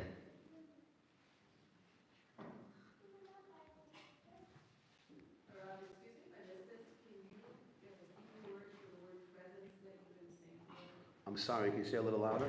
Sorry if I missed this. Can you give a Hebrew word for the word presence that you were using? A deeper word? For presence. Oh, a Hebrew word for presence, yeah, dveikut. Dveikut. Huh? I didn't use the word nochachut because nochachut sounds like just, physical presence. Dveikut is a mental state. At mivina, dveikut is a mental state. Openness and vulnerability by being in connection with the rhythm of life. Openness and vulnerability by being in full alignment with the rhythm of life. Yeah, that is the experience of Dveikus. The challenge is that there's thoughts that hijack it. And they right away turn us into but you have to do this and you have to do this, but this happened and that happened. So that's the avodah of making space for the Nefesh HaBahamas while going into Dveikus with the Nefesh HaLekis. Okay, maybe we'll take one more question if there is. Yes? What do you feel about the weaker parade guys in yeshiva? The weaker what? Parade guys in yeshiva going to the army? Oh. You want me to solve all the problems, Mamash, I see. Everybody making aliyah, everybody going to the army.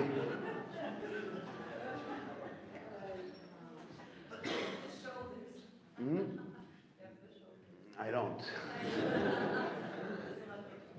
don't. It's not Bezat Hashem. You have to know who you are and what your shlichus is. It's not, I don't know what to tell you. I mean, I could tell you a story. Since I'm a Talmud of the Rebbe, so I'll tell you a story about the Rebbe. There was a Jew in Kfar Chabad, a Chanukah Yid, and his son was out of yeshiva. He wasn't learning.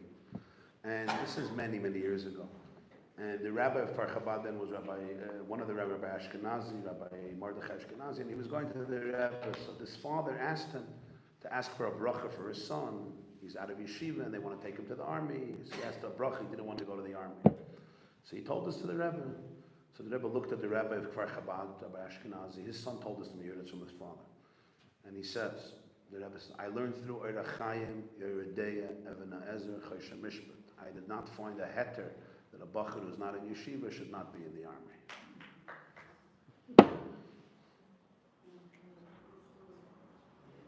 That's what I heard from Rabbi Ashkenazi's son. Because lo samed al dam reyachim. Now, on the other hand, people say that Chabad, they know how to be with secular Jews.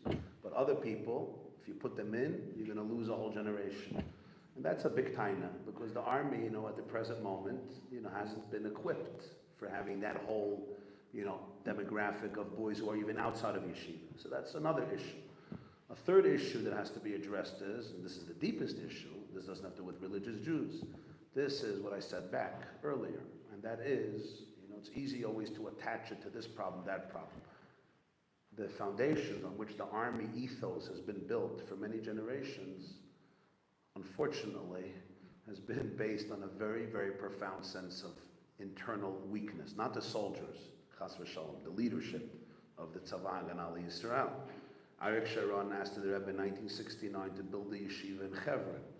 He said, I would love to, but I'm not allowed to. Why not? He wrote to Sharon, because based on the state of the Israeli government, if there's going to be a fight in Hebron between a Jewish boy and an Arab boy, you will take the side of the Arab boy. This is what he wrote to Sharon in 1969. So you're talking about an army that needs a lot of healing on the top, a lot of healing. So that's a real issue, whether you have Haredim there or not. So these are just some of the factors that have to be dealt with. But this is a story I heard from Ashkenazi. So he wanted boys that are learning to learn, but this is what he said, that he doesn't have a heter for boys who are outside of yeshiva. Yeah? I was just going to say, I was walking in the hills of Bat Ayin on Shabbos and with friends, and we happened upon a very holy rabbi, Rosh Yeshiva, Rabbi Otniel of Hebron, and he was hosting a Shabbos in the woods with 20 Bachur and 20 army young men that are about to go into the army, and the Bachrim were teaching along with the rabbi and his rebbitzin, and the children were there, and it was amazing, how to keep Shabbos properly in the woods or in the army, wherever you are. And so it was such a beautiful thing to see, like even in this, Amazing. how to keep Shabbos while you're soldier Yeah. properly. It was very, there's a lot Yeah. of halacha to know. Somebody was raising a hand there? Oh, you were. I just wanted to say, I very, very much appreciate that you didn't say what I'm going to say, and I'm not saying that I can say it exactly right, but in defense of Chabad, and I'm not Mrs. Chabad, that Chabad has done incredible things in Eretz Yisrael and has a role here, and it's not like Eretz Yisrael isn't on the map by you, by Chabad. And what Chabad has done for Eretz Yisrael, it's like, you can't even measure how much it is, because it's huge.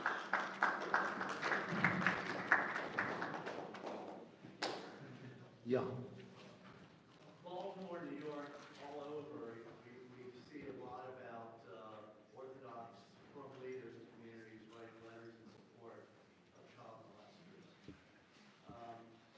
Lack of understanding, lack of doing due diligence before they write these letters. What's your feeling on that? Listen, there was many decades that there was a cluelessness that existed in the community because people really didn't know, principals, rabbis, etc. Today, I don't think there's any justification for it because there has been an education. Victims have emerged and told their stories. So I'm surprised actually to hear this. I didn't know this still happens. But if it happens, it has to be condemned in the most unquestionable and decisive terms because it's literally support of bloodshed. Molestation is a form of emotional murder. Murder is murder, and this is emotional murder which stays with them. There is healing, but it's still emotional murder. So any form of support is it's a demonstration of either of cruelty or cluelessness that is mind-boggling, mind-staggering. I don't think it could be tolerated in any possible way by any just society.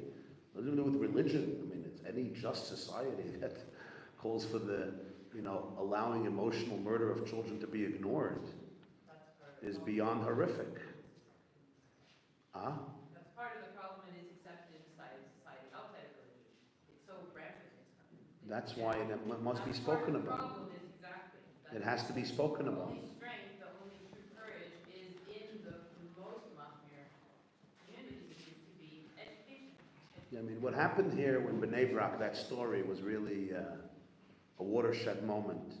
But probably it also helped people, because when that person in B'nai Brak who has been molesting kids for 20, 25 years, and he was the main therapist, so he was sending all the problems to him, and then he molested them and molested women for 25 years. And it was undercover, people knew about it. And then he killed himself, which was the one mitzvah that he did do in his life. And he wrote this note that he's going to take them to court in heaven, Reb Shmuel Eliyahu from Tzvas. And then there was a newspaper in B'nai Brak that wrote on him Zatzal, Zecher Tzadik Levracha. Now on that newspaper I wasn't surprised, because that newspaper, over the years, whatever, it's what it is.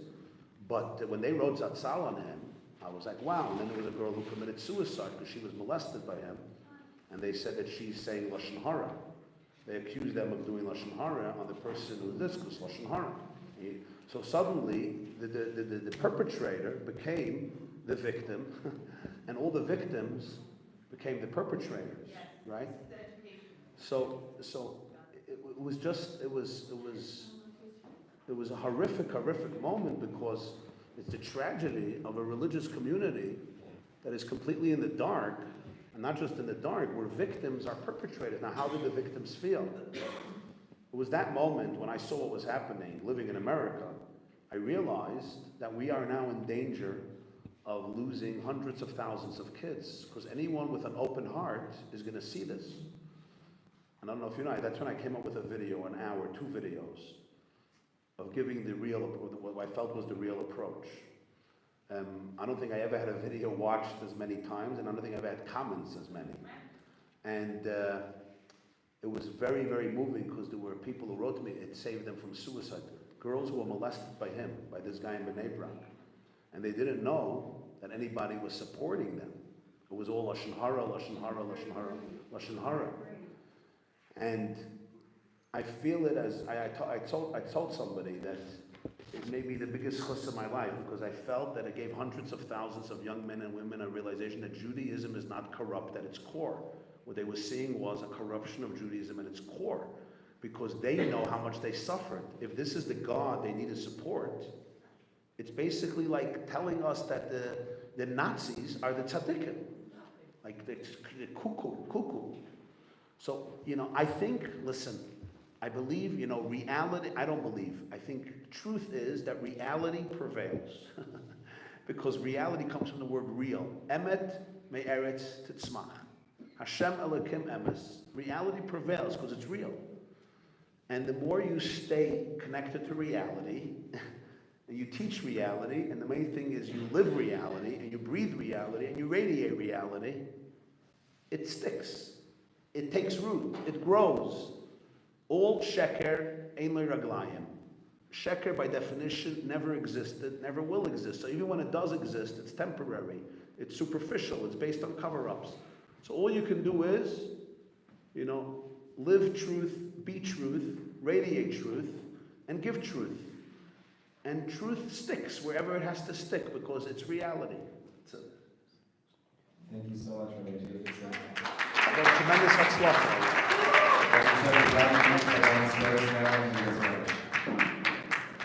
Thank you again to all of our sponsors.